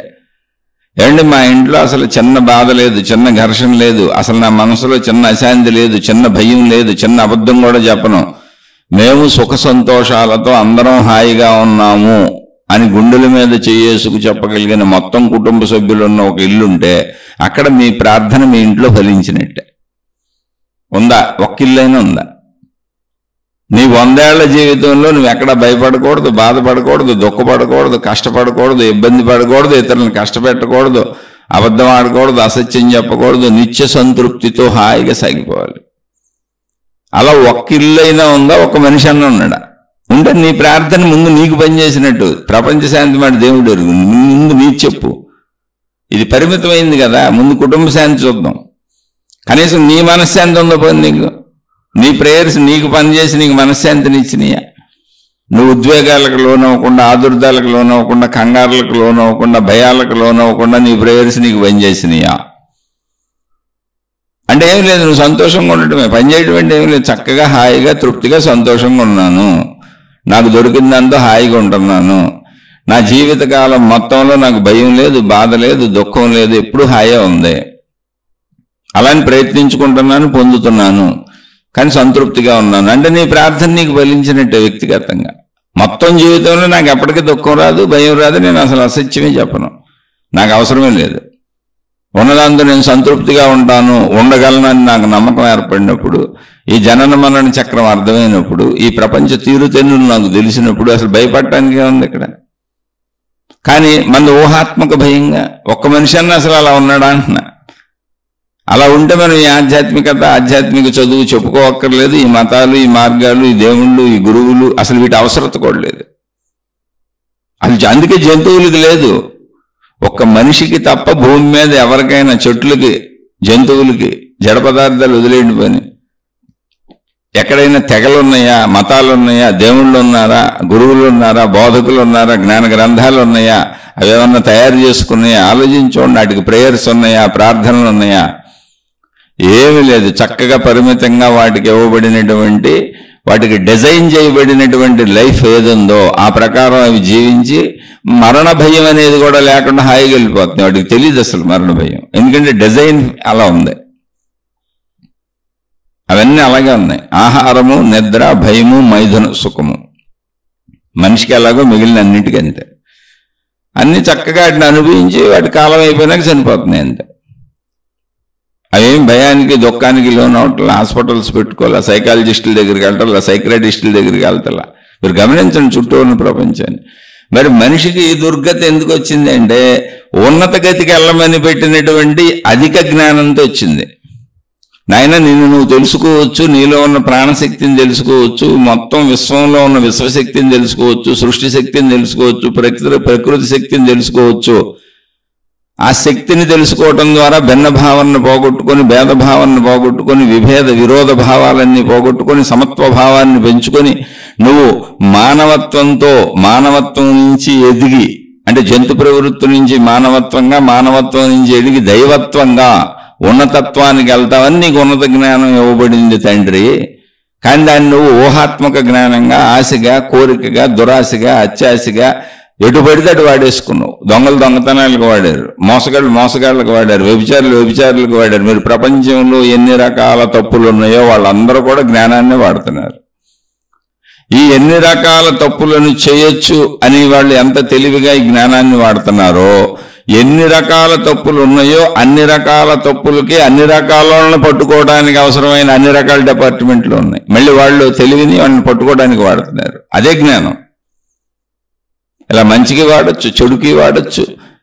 అలాగే ఇదే జ్ఞానంతో మతాలు సృష్టించారు, మార్గాలు సృష్టించారు, దేవుణ్ణి సృష్టించారు, దైవ విధానాలు సృష్టించారు. మనిషిని దైవ శక్తి వైపు, ప్రకృతి శక్తి వైపు, విశ్వశక్తి వైపు నడిపించేటువంటి ఏర్పాట్లు కింద మెట్టు నుంచి చేసుకుంటూ వచ్చారు. ఎలా అయితే ఒక సామాన్యుడికి దేహభ్రాంతిలో ఉన్నోడికి అర్థమవుతుందని దానికి ఈ జ్ఞానం ఉపయోగించారు. అన్నింటికీ ఉపయోగించబడే జ్ఞానం ఒకటే, నీ తలలోనే ఉన్న మేధాశక్తి, నీలోనే ఉన్న జ్ఞానశక్తి. అది అందరిలో అలాగే ఉంది. ఎవరు ఎటు వాడితే అటు పోతుంది. అది నువ్వు దాన్ని ఎటు ఉపయోగించుకుంటున్నావు, వినియోగించుకుంటున్నావు. ఈ రహస్యం, ఈ కీలకం తెలిస్తే చాలు. మనుషుల ఆకారాలు వేరుగా ఉండొచ్చు, మనుషులు రూపురేఖలు వేరుగా ఉండొచ్చు, స్త్రీ పురుషులుగా మనుషులు వేరువేరుగా ఉండొచ్చు, మనుషుల యొక్క స్వభావాలు, గుణాలు, వాళ్ళ యొక్క ప్రవర్తనా తీరులు, మనిషి యొక్క గొంతులు అన్ని వేరువేరుగా ఉండొచ్చు. కానీ మనిషిలో ఉన్న జ్ఞానం ఒకటే. దాన్ని ఎలా ఉపయోగిస్తే అందులో నీకు దారి చూపిస్తుంది. అది జ్ఞాన శక్తి ఒకటే. సర్వం ఉన్నాయి అందులో. ఇప్పుడు దొంగలకు వేరు జ్ఞానం, పోలీసులకు వేరు జ్ఞానం, జడ్జిలకు వేరు జ్ఞానం, లాయర్లకు వేరు జ్ఞానం, అలా ఏం లేదు. జ్ఞానాన్ని వాళ్ళు అలా వినియోగించుకుంటారు. జ్ఞానం అనే దానికి సర్వశక్తులు ఉన్నాయి. భౌతికపరమైనటువంటి విజ్ఞానం వేరు, ఆధ్యాత్మిక విజ్ఞానం వేరు, సైంటిస్టుల విజ్ఞానం వేరు, ఋషుల విజ్ఞానం వేరు, అలా ఏం లేదు. అనేక రకాలైనటువంటి చదువులు ఉన్నాయి, కోర్సులు ఉన్నాయి, రకరకాలు ఉన్నాయి. వృత్తి, వ్యాపార, ఉద్యోగాలు, లక్షల కోట్ల రకాలుగా వృత్తులు ఉన్నాయి, వ్యాపారాలు ఉన్నాయి, ఉద్యోగాలు ఉన్నాయి, జీవన శైలులు ఉన్నాయి.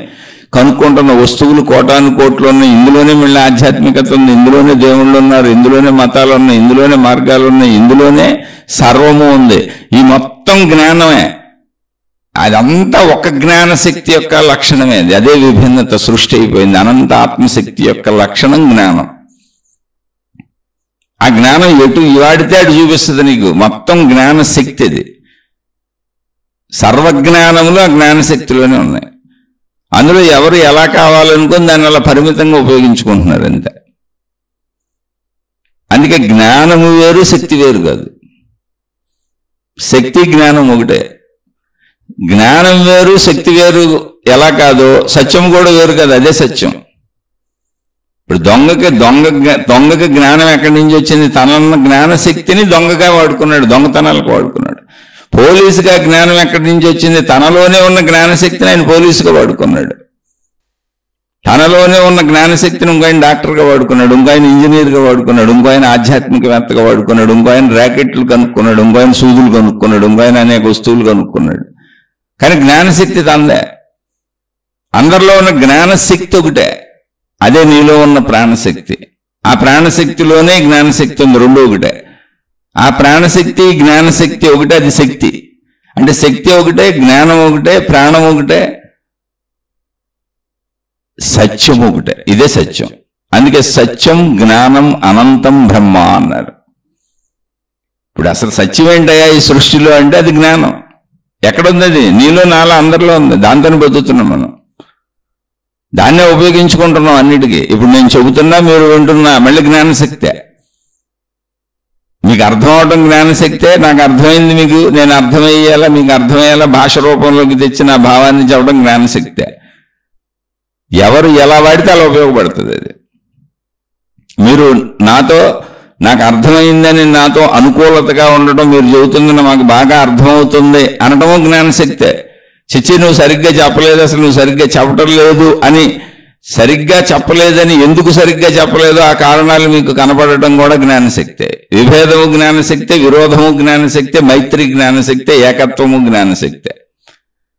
దాన్ని మీరు అలా వాడుతున్నారు అంతే, నేను అలా వాడుతున్నాను అంతే, నువ్వు అలా వాడుతున్నావు అంతే, అందరం అలా వాడుకుంటున్నాం అంతే. కానీ అందరిలో ఉన్న జ్ఞానం ఒకటే, ఆ శక్తి ఒకటే, జ్ఞానశక్తి ఒకటే.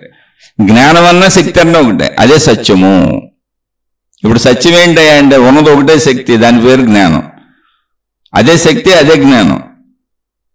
ఆ శక్తినే మనం ప్రాణశక్తి అంటున్నాం. అదే ప్రాణము, అదే శక్తి, అదే జ్ఞానము, అది సత్యము. అది ఎంత ఉందంటే ఇప్పుడు పోలీసులు జ్ఞానం వాడారు, దొంగలకు జ్ఞానం వాడారు, ఎక్కడికక్కడ మనుషులు ఎంత జ్ఞానం వాడారు చూడండి. రైళ్లు, బస్సులు, వాహనాలు, ర్యాకెట్లు, విమానాలు ఇంకా కనుక్కుంటానే ఉన్నారు. ఎంత ఉంది జ్ఞానం అంటే అనంతము. ఎంత ఉంది అంత ఉందని చెప్పడానికి లేదు. అంత ప్రయత్నిస్తే అంత దాంట్లోంచి ఆవిర్భవిస్తూనే ఉంటాయి అన్ని. నువ్వు ప్రయత్నించటమే తదుపరి, ప్రయత్న లోపమే తప్ప ఆవిష్కారాలు జరుగుతూనే ఉంటాయి. ఆవిష్కర్తవు కూడా నువ్వే. అందుకని సత్యం, జ్ఞానం, అనంతం బ్రహ్మ. సత్యం ఏంటి అయ్యా అంటే నాలో జ్ఞానం ఉందని నాకు అర్థమవుతుంది. ఇప్పుడు నేను మాట్లాడటం, మీరు వినటం జ్ఞానమే, మనం తినటం జ్ఞానమే, మనం బతకటం జ్ఞానమే. అసలు నేనన్న భావనే జ్ఞాన గుర్తింపు. జ్ఞానం లేకపోతే నేను అని తెలియదు, ఈ శరీరం నేనని కూడా గ్రహించలేను నేను. అంత జ్ఞానమే, జ్ఞానమయం. మొత్తం జీవితం అంతా, మనిషి జీవితం అంతా మెలకువ నుంచి గాఢ నిద్ర వరకు జ్ఞానమయం. సృష్టి అంతా జ్ఞానమయం. అది గ్రహించటం, గుర్తించటం, తెలియటమే జ్ఞానం. జ్ఞానం అంటే తెలియట. అందులోంచి దాన్ని ఎటువైపు పెడితే తెలిసిపోతూ ఉంటుంది. అదే సాధన. అలా కనుగొనబడి తెలియబడిన విషయాలే మనం ఉపయోగించుకుంటున్నాం ఈ ప్రపంచంలో. కోటాను కోట్లు. అసలు ఇన్నున్నాయి అన్నున్నాయని కాదు, అమ్మో ఎన్నో ఉన్నాయి, అనంతంగా ఉన్నాయి. అందుకని ఇక్కడ జ్ఞానం మనకే తెలుస్తుంది. నాలోనే ఉంది, మీలోనే ఉంది, అందరికీ తెలుసు. ఆ జ్ఞానమే నీ ప్రాణము, ఆ జ్ఞానమే నీ శక్తి. ప్రాణం అన్నదే, శక్తి అన్నదే, జ్ఞానం అన్నదే, అదే సత్యం. ఇంకా అంతకు మించిన సత్యమే ఉంది. ఆ సత్యం వరకు నీకే తెలుసు, నీలోనే ఉంది. ఆ జ్ఞానం నాలోనే ఉంది, ఎవరు నిరూపించక్కర్లా. ఆ జ్ఞానం ఎంత ఉంది? అనంతంగా ఉంది. ఎవరు ఎన్ని రకాలుగా ఉపయోగించుకుంటే అన్ని రకాలుగా వెళ్ళిపోతుంది. అది తప్పులా, రైట్లా, మంచిలా, చెడులతో సంబంధం లేదు. ఆ జ్ఞానం నిన్ను ఆపట్లేదు ఎక్కడ. ఓ దొంగని ఇప్పుడు దొంగ జ్ఞానం ఆపట్లేదు, ఓ పోలీసు జ్ఞానం ఆపట్లేదు, ఒక ఆధ్యాత్మికవేత్త జ్ఞానం ఆపట్లేదు, ఒక రాకెట్ సైన్స్ వాళ్ళని రాకెట్ సైన్స్ జ్ఞానం ఆపట్లేదు. లిమిటెడ్ లేవు, దానికి ఏం లిమిటేషన్ లేవు. అనంతం. దానినే మేము బ్రహ్మము అంటున్నాము అన్నారు. మొత్తంగా దాన్ని అంతా కలిపి ఒకే పదం వాడాలంటే బ్రహ్మము అని పేరు పెట్టారు. దాన్నే, ఆ బ్రహ్మమునే ఆత్మ అని పిలిచారు. అంటే అది ఏకత్వ భావన.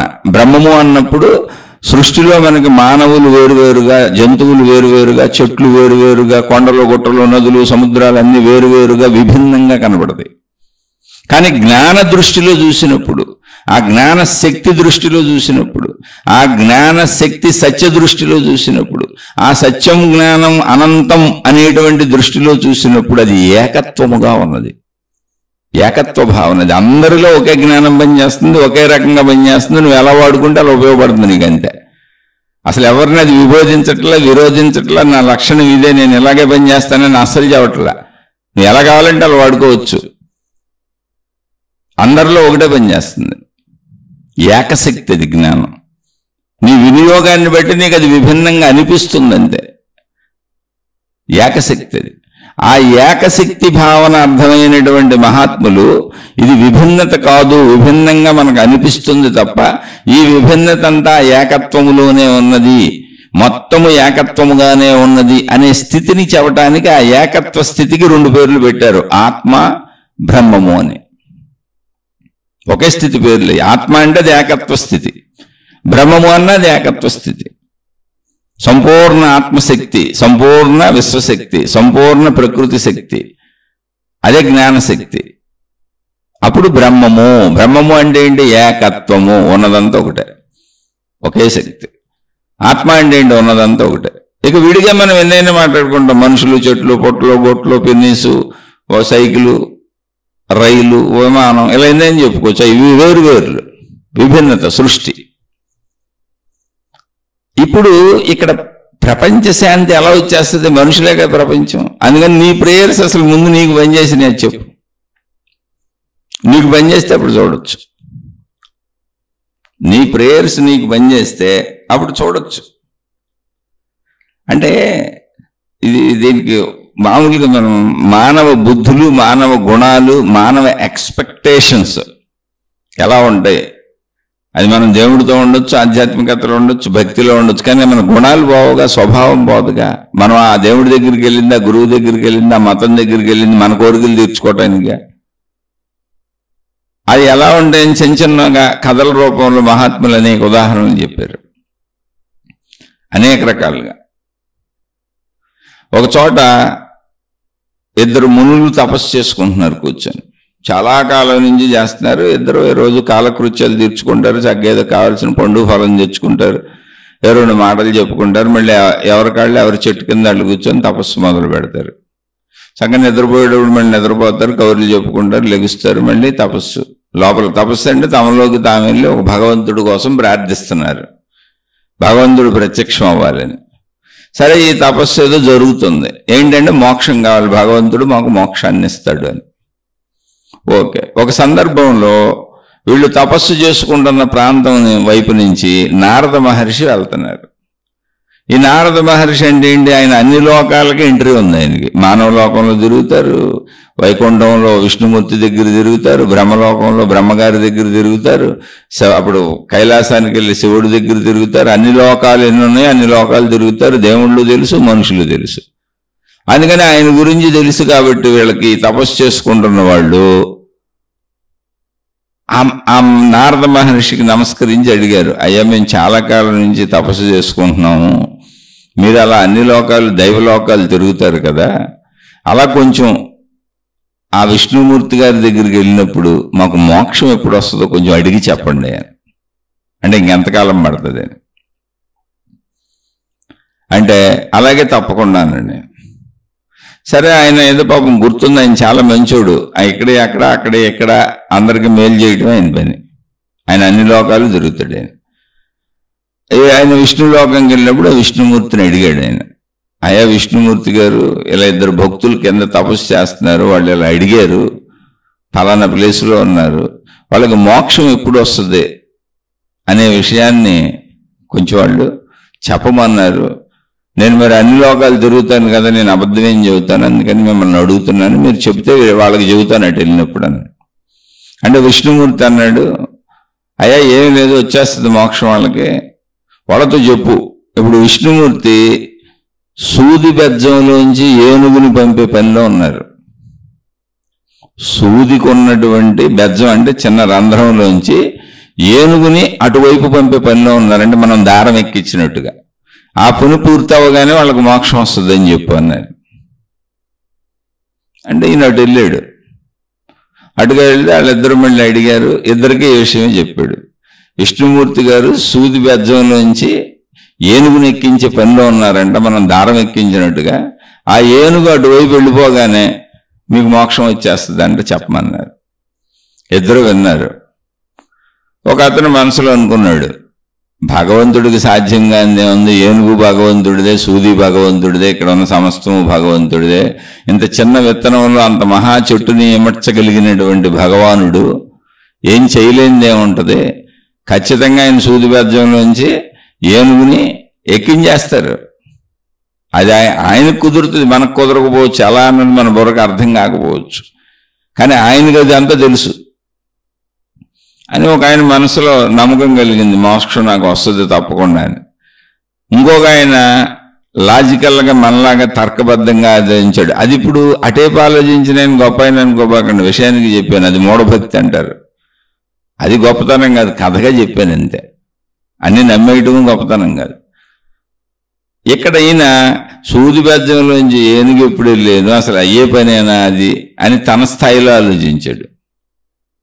ఆలోచించి అసలు సూది బెజ్జంలోంచి ఏనుగు వెళ్ళటం ఏంటి, సూదుల బెజ్జంలో దారం ఎక్కించడమే చాలా కష్టమైన విషయం అయితే అని మనసులో అనుకొని మోక్షం వచ్చేట్టు చచ్చేట్టు లేదే, ఏంటబ్బా అనుకొని దిగులు పడుతూ మళ్ళీ అలా తపస్సు లోపల అనుకున్నాడు, తపస్సు చేస్తున్నాడు. మళ్ళీ నారద మహర్షి అటువైపుగా వెళ్తున్నప్పుడు ఈసారి వాళ్ళు, అయ్యా అప్పుడు విష్ణుమూర్తిని అడిగావు, ఈసారి నువ్వు కొంచెం ఆ శివ పరమాత్మను అడగరాదు వెళ్ళి, ఆయన ఏమన్నా కొంచెం బోళాశంకరుడు కదా, ఏమన్నా కొంచెం మోక్షాన్ని తొందరగా ఇస్తారేమో, ఏమన్నా మార్చి చెబుతారేమో కనుక్కోమని. అంటే ఆయన కైలాసానికి వెళ్ళి శివభగవాను అడిగాడు నారద మహర్షి, అయ్యా ఇద్దరు ఇలా అడిగారు, వాళ్ళకి మోక్షం ఎప్పుడు వస్తుందని. అంటే ఆయన అన్నాడు, అదంతసేపు మోక్షం వచ్చేస్తుంది, అదేం పెద్ద విషయం కాదు, వాళ్ళు ఏ చెట్ల కింద కూర్చొని తపస్సు చేస్తున్నారో ఆ చెట్లకి ఎన్ని ఆకులు ఉన్నాయో అన్ని సంవత్సరాలు గడవగానే వాళ్ళకి మోక్షం వచ్చేస్తుందనండి. అన్ని సంవత్సరాలు గడవగానే వాళ్ళకి మోక్షం వచ్చేస్తుంది అన్నారు ఆయన. అదే విషయం వచ్చి ఈయన చెప్పాడు, వాళ్ళు ఈ చెట్టు ఏంటి, ఆకులేంటి, ఆకులు అనంతంగా ఉన్నాయి, అసలు ఇన్ని సంవత్సరాలు మేము బతుకుంటామా, ఇదేంటి.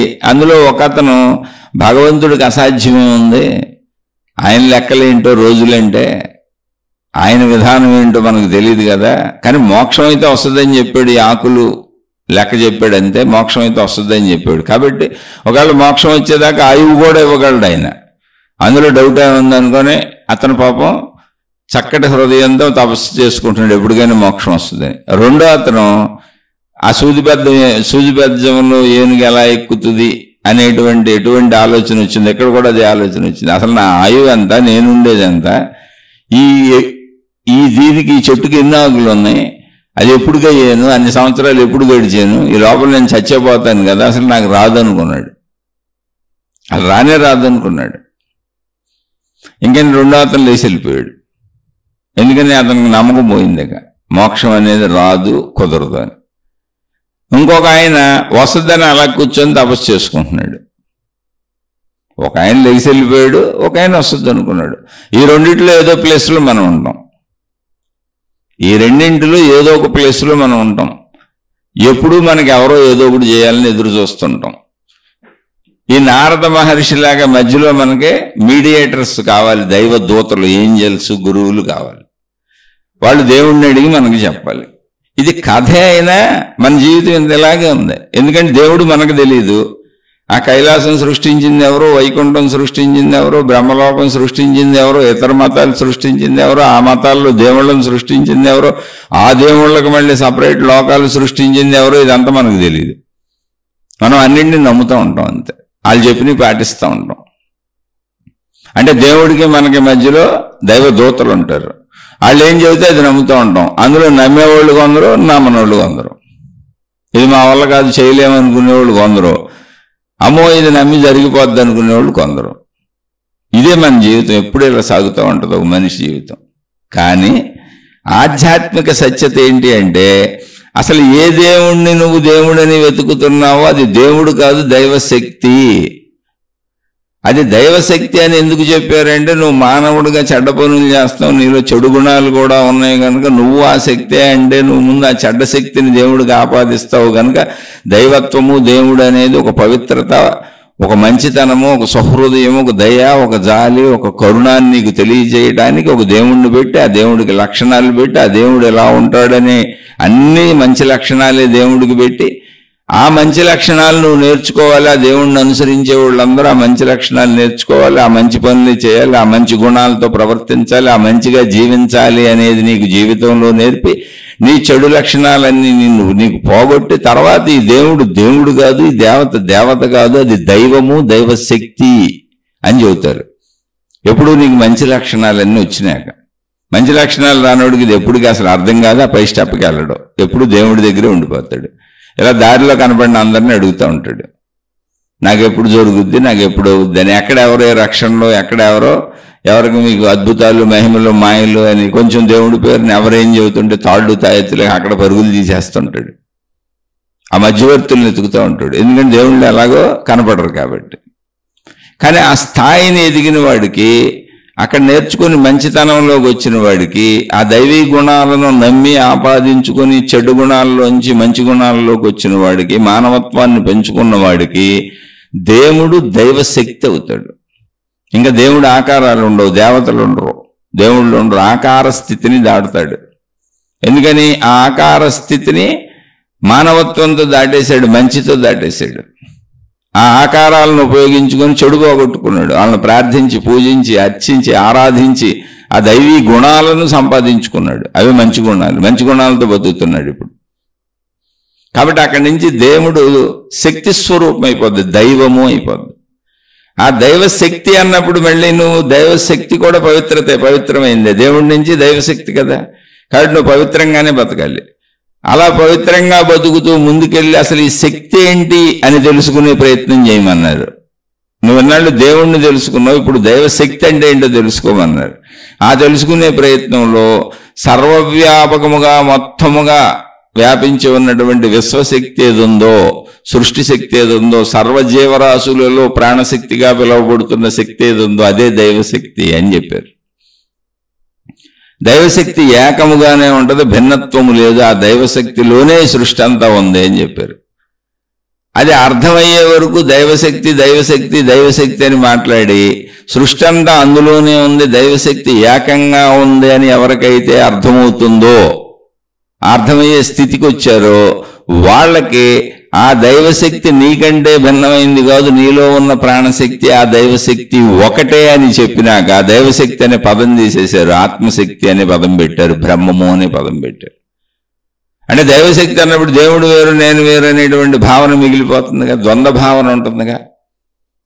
అందుకని ఏకత్వ భావన రావటం కోసం దేవుడు దైవశక్తి అనేది తీసేసి ఆత్మజ్ఞానము ఆత్మశక్తి, బ్రహ్మజ్ఞానము బ్రహ్మశక్తి, బ్రహ్మము అని పిలిచారు ఏకత్వ భావన కోసం. నీకు దానికి భేదం లేదు. తత్వమసి, తత్వం అసి, అది నీవే అయి ఉన్నావు, ఆ శక్తివి నీవే అయి ఉన్నావు అని చెప్పారు.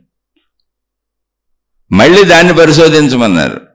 ఎలా తెలుసుకోవాలో ఆ మార్గం చెప్పారు. నీలోకి నువ్వు వెళ్ళి అన్వేషించుకోమన్నారు. నీ శరీరం మనోభావాలను పరిశీలించుకోమన్నారు. ఆ శరీర మనోభావాలను దాటి నీలో ఉన్న ప్రాణశక్తిలోకి వెళ్ళి కూర్చోమని చెప్పారు. అలా అసలు ఇవన్నీ ఏర్పడినాయి. అందుకని ఏ స్థితుల్లో ఉన్నవాళ్ళు ఆ పక్క స్థితులతో ఘర్షణ పడతా ఉంటారు. అర్థం అవ్వదుగా. మరి అర్థమయ్యేది ఎవరికి? అన్నిటికంటే పై స్థితిలో ఉన్నవాడికి ఆత్మశక్తి అర్థమైనవాడికి కింద ఎన్ని అర్థమవుతాయి. కాబట్టి ఆ పై స్థితిలో ఉన్నవాడు కింద వాళ్ళతో ఘర్షణ పడ్డాం. కానీ కింద స్థితిలో ఉన్నవాళ్ళు పైవాడు చెప్పేదంతా చెబుతుంటే ఘర్షణ, గొడవ వస్తూ ఉంటుంది. మాయలు లేవు, మహిమలు లేవు, అద్భుతాలు లేవు అంటే వాళ్ళు గొడవలు పడుతూ ఉంటారు, తిడతా ఉంటారు. మా గురువు గారు మాయలు చేశారు, మహిమలు చేశారు, మా కళ్ళ ముందే జరిగినాయి, మాకే రక్షణలు వచ్చినాయి, మేమే బోల్డ్ పొందామని. ఇంకా దాన్ని విశదీకరించి చెప్పడానికి ఎక్కడ కుదురుతుంది? నీకు అర్థం అవట్లేదు అంతే. నువ్వు ఆ స్థితిని దాటితే అర్థమవుతుంది. అది మనోలోకము. అవన్నీ ఉన్నాయి. నేను మనిషిని అనుకుంటుంది, నువ్వు మనోలోకమేగా. నువ్వు మనిషిగా నువ్వు ప్రపంచంలో ఇంద్రియానుభవాలన్నీ, ప్రాపంచిక అనుభవాలన్నీ నీ లోపల మనస్సుగా తయారయ్యి నువ్వు సృష్టించుకుంది నేను నాది నా వాళ్ళంతా మనోలోకమేగా. ఆ నేను నాది నా వాళ్ళలోనే నీ మతం ఉంది, నీ దేవుడు ఉన్నాడు, నీ మహిమలు ఉన్నాయి, నీ అద్భుతాలు ఉన్నాయి, నీ గురువులు ఉన్నారు, నీ గ్రంథాలు ఉన్నాయి, నీకు సంబంధించిన సమస్త ప్రార్థనలు, ప్రేయర్స్ నువ్వు చేసే అన్నీ ఉన్నాయి. అదంతా మనస్సే. మనోలోకం అంటే అది అబద్ధమని కాదు. నేను నాది నా వాళ్ళనే దేహభావనలు ఎలా ఉందో ఇవన్నీ కూడా అందులోనే ఉన్నాయి. అది మనోలోకం. ఆ మనోలోకం అలాగే సాగుద్ది. అందుకని ఇప్పుడు ప్రపంచ శాంతి వస్తుందా అంటే ఇప్పుడు ఈ మాస్టర్స్ గారు ఏంజల్స్ చెబుతున్నారండి. చాలా మామూలుగా ఆలోచించండి. ఏంజల్స్ అంటే ఎవరు? దూతలు, దైవదూతలు, అపరిమితమైనటువంటి శక్తి కలిగిన వాళ్ళు, మానవులకు సంబంధించిన వాళ్ళు కాదు. వాళ్ళు ఇతర లోకాలకు సంబంధించిన వాళ్ళు. అంటే ఏంజల్స్ అన్నప్పుడు దైవదూతలు, దైవీ సంబంధం ఉన్నవాళ్ళు, దైవలోకాల నుంచి వచ్చేవాళ్ళు. వాళ్ళు మానవ లోకాన్ని రక్షిస్తూ కాపాడుతూ తిరుగుతూ ఉంటారు. వాళ్ళ శక్తికి పరిమితులు లేవు. అపరిమిత శక్తి సంపన్నులు, దైవశక్తి సంపన్నులు. ఇప్పుడు ఆ ఏంజల్స్ ఈ మాస్టర్ గారికే కనబడి, అది కూడా ఇంట్యూషన్ రూపంలో, మళ్ళీ కంటికి కనపడతలా. ఇంట్యూషన్ ఏంటి? మనకు అనిపించే భావాలు. నాకు టీ తాగుదామని అనిపించింది, మా ఆవిడ టీ తెచ్చేసింది. నాకు ఇంట్యూషన్లో పుట్టగానే వస్తువులు నా ముందుకు వచ్చేస్తున్నాయి. నాకు కాఫీ తాగుదాం అనిపించగానే మా ఆవిడ నాకు కాఫీ తెచ్చి ఇచ్చేసింది. నా ఇంట్యూషన్ ఇలా మొదలైతే మా ఆవిడ అక్కడ పెట్టేస్తుంది కాఫీ గ్లాస్, కాఫీ తయారు చేసేస్తుంది. నాకు మంచినీళ్ళు తాగుదాం అనిపించింది, అప్పుడే మా అమ్మాయి తెచ్చి నాకు వాటర్ బాటిల్ ఇచ్చింది, డాడీ తాగుతావా అని. నా ఇంట్యూషన్ కదిలితే చాలు అన్నీ నా ముందుకు వచ్చేస్తున్నాయి. ఏ మహిమలో అద్భుతాలు. ఇంట్యూషన్ లేనోడు ఎవడండి అసలు? ముందే చెప్పండి. ఇంట్యూషన్ అయ్యిందా సచ్చిందా కాదు, ఇంట్యూషన్ పుట్టనోడు ఎవడు? ఇంట్యూషన్ పుట్టినోడు ఉంటాడు. అసలు ఇంట్యూషన్ లేకుండా ఒక మనిషి పని చేయగలుగుతాడు ముందుకెళ్ళి? ఆ ఇంట్యూషన్కి ఏంజల్స్ అందిస్తున్నారండి. చాలా మంది నేను తెలియపోతే అని కూడా చెబుతూ ఉంటారు. అంటే నేను విషయాలను తప్పు పట్టాలన్నది నా ఉద్దేశం కాదు. మీరు ఒక ప్రాక్టికాలిటీని, సహజత్వాన్ని, ఒక సృష్టి సహజంగా తయారు చేసినటువంటి మానవ శరీర నిర్మాణాన్ని, మానవ మేధస్సుని, మానవ మనస్సుని, మానవ బుద్ధిని, మానవుడిలో ఉన్నటువంటి సహజ శక్తులను నిర్వీర్యము చేసుకొని దేని మీదో ఆధారపడి మహిమలని, మాయలని, అద్భుతాలని, ఇంట్యూషన్లని, సిక్స్త్ సెన్స్ అని, సెవెన్ సెన్స్ అని మీరు దేనికో బానిసలైపోబాకండి. ఒకడు తాగుడుకు బానిస అయిపోయినట్టు, ఒకడు సిగరెట్టుకు బానిస అయిపోయినట్టు, ఒకడు వ్యభిచారానికి బానిస అయినట్టు, ఒకడు ప్యాకెట్లకు బానిస అయినట్టు మీరు దేనికి బానిసలు అవ్వకండి. స్వతంత్రంగా నిలబట్టం నేర్చుకోండి. ఒకవేళ ఏంజల్స్ ఉండి ఉండి ఇంట్యూషన్ నిజమైతే మనకే చెబుతారు వచ్చి, ఇప్పుడు ఆ మాస్టర్ దిగొచ్చాడండి, మళ్ళీ అప్పుడేం చెబుతారు, మేము పవిత్రులు, మేము ఇదే కార్యంలో ఉన్నాం, లోకోద్ధరణకు మమ్మల్ని ఎన్నుకున్నారు వాళ్ళు. మళ్ళీ చాలా మతాల్లో చాలా చోట్ల చెప్పేది ఏంటో తెలుసా? లోకోద్ధరణ కంట ఆ గొప్ప గొప్ప వాళ్ళు, మహిమావతారులైన దైవావతారులు అందరూ, ఆ దైవదూతలు, దేవుళ్ళు అంతా వీళ్ళని ఎన్నుకున్నారు. మన ఎందుకు ఎన్నుకోలేదో అంటే మీరు పాపులు, మేము పవిత్రులు, అందుకని మమ్మల్ని ఎన్నుకున్నారు. లేదా మేము అంకితం అయిపోయాం, మీరు అంకితం అవ్వలేదు. అంకితం అవడం అంటే ఏంటి చెప్పండి? అంకితం అవడం అంటే ఏంటి? ఆ దేవుడి పేరు మీద డబ్బు సంపాదించుకోవటమా? ఆ దేవుడి పేరు మీద కీర్తి ప్రతిష్టలు సంపాదించుకోవటమా? ఆ దేవుడి పేరు మీద జన సమూహాలు తయారు చేసుకోవటమా? ఆ దేవుడి పేరు మీద మీ సొంత ఊహలు, మీ సొంత ఆలోచనలు, మీ సొంత అభిప్రాయాలు, మీ అహంకారపూరిత నిర్ణయాలన్నీ దైవ నిర్ణయాలుగా సమూహాలు తయారు చేసి ఘర్షణలు పుట్టించటమా? ఇతర మతాలను ఆదరించొద్దు, ఇతర దేవుళ్ళకి వెళ్ళొద్దు, ఇతర గురువుల దగ్గరికి వెళ్ళొద్దు, ఇతర గ్రంథాలు చదవద్దు, నేను రాసినవే చదవాలి, నేను చెప్పినవే వినాలి, నా మాటే వినాలి అని మన దొడ్లో కట్టేసిన గ్యాదర్లాగా, ఆవుల్లాగా, మేకల్లాగా, మనం పెంచుకునే కోళ్ళులాగా, కోళ్ల ఫారాల్లో పెట్టేసిన కోళ్ళులాగా, జంతు ప్రదర్శనశాలల్లో పెట్టేసిన జంతువుల్లాగా, వలలో పడిన చేపల్లాగా, అక్వేరియంలో చేపల్లాగా మనుషులను అలా బంధించేయటమా? ఇదే పవిత్రత అంటే? ఎవరన్నా దాని పవిత్రత అంటారు? అసలు ఇన్ని మతాలు, ఇన్ని మార్గాలు, ఇన్ని విభేదాలు సృష్టించబడ్డ ఘర్షణ వచ్చింది. అసలు మనిషికి నేర్పవలసిన మొట్టమొదటి విజ్ఞానం ఏంటి?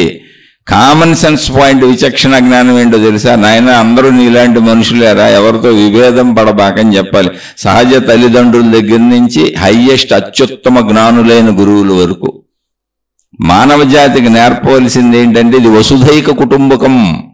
భౌగోళిక పరిస్థితుల రీత్యా, భాషల రీత్యా, నాగరికతల రీత్యా విభిన్నంగా ఉండొచ్చు, విభిన్న భాషలు ఉండొచ్చు, విభిన్న ఆకృతులు ఉండొచ్చు, రూపురేఖల్లో తేడాలు ఉండొచ్చు, భాషల్లో తేడాలు ఉండొచ్చు, కట్టుబొట్టు తీరు తెన్నుల్లో తేడాలు ఉండొచ్చు, ఆహార పదార్థాల స్వీకరణలో తేడాలు ఉండొచ్చు. కానీ మనందరం మనుషులం. అవన్నీ భౌగోళిక పరిస్థితుల రీత్యా ఏర్పడినాయి.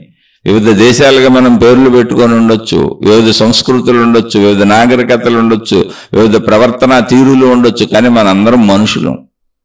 మనుషులందరికీ జీవితాలు ఒకలాగానే ఉంటాయి.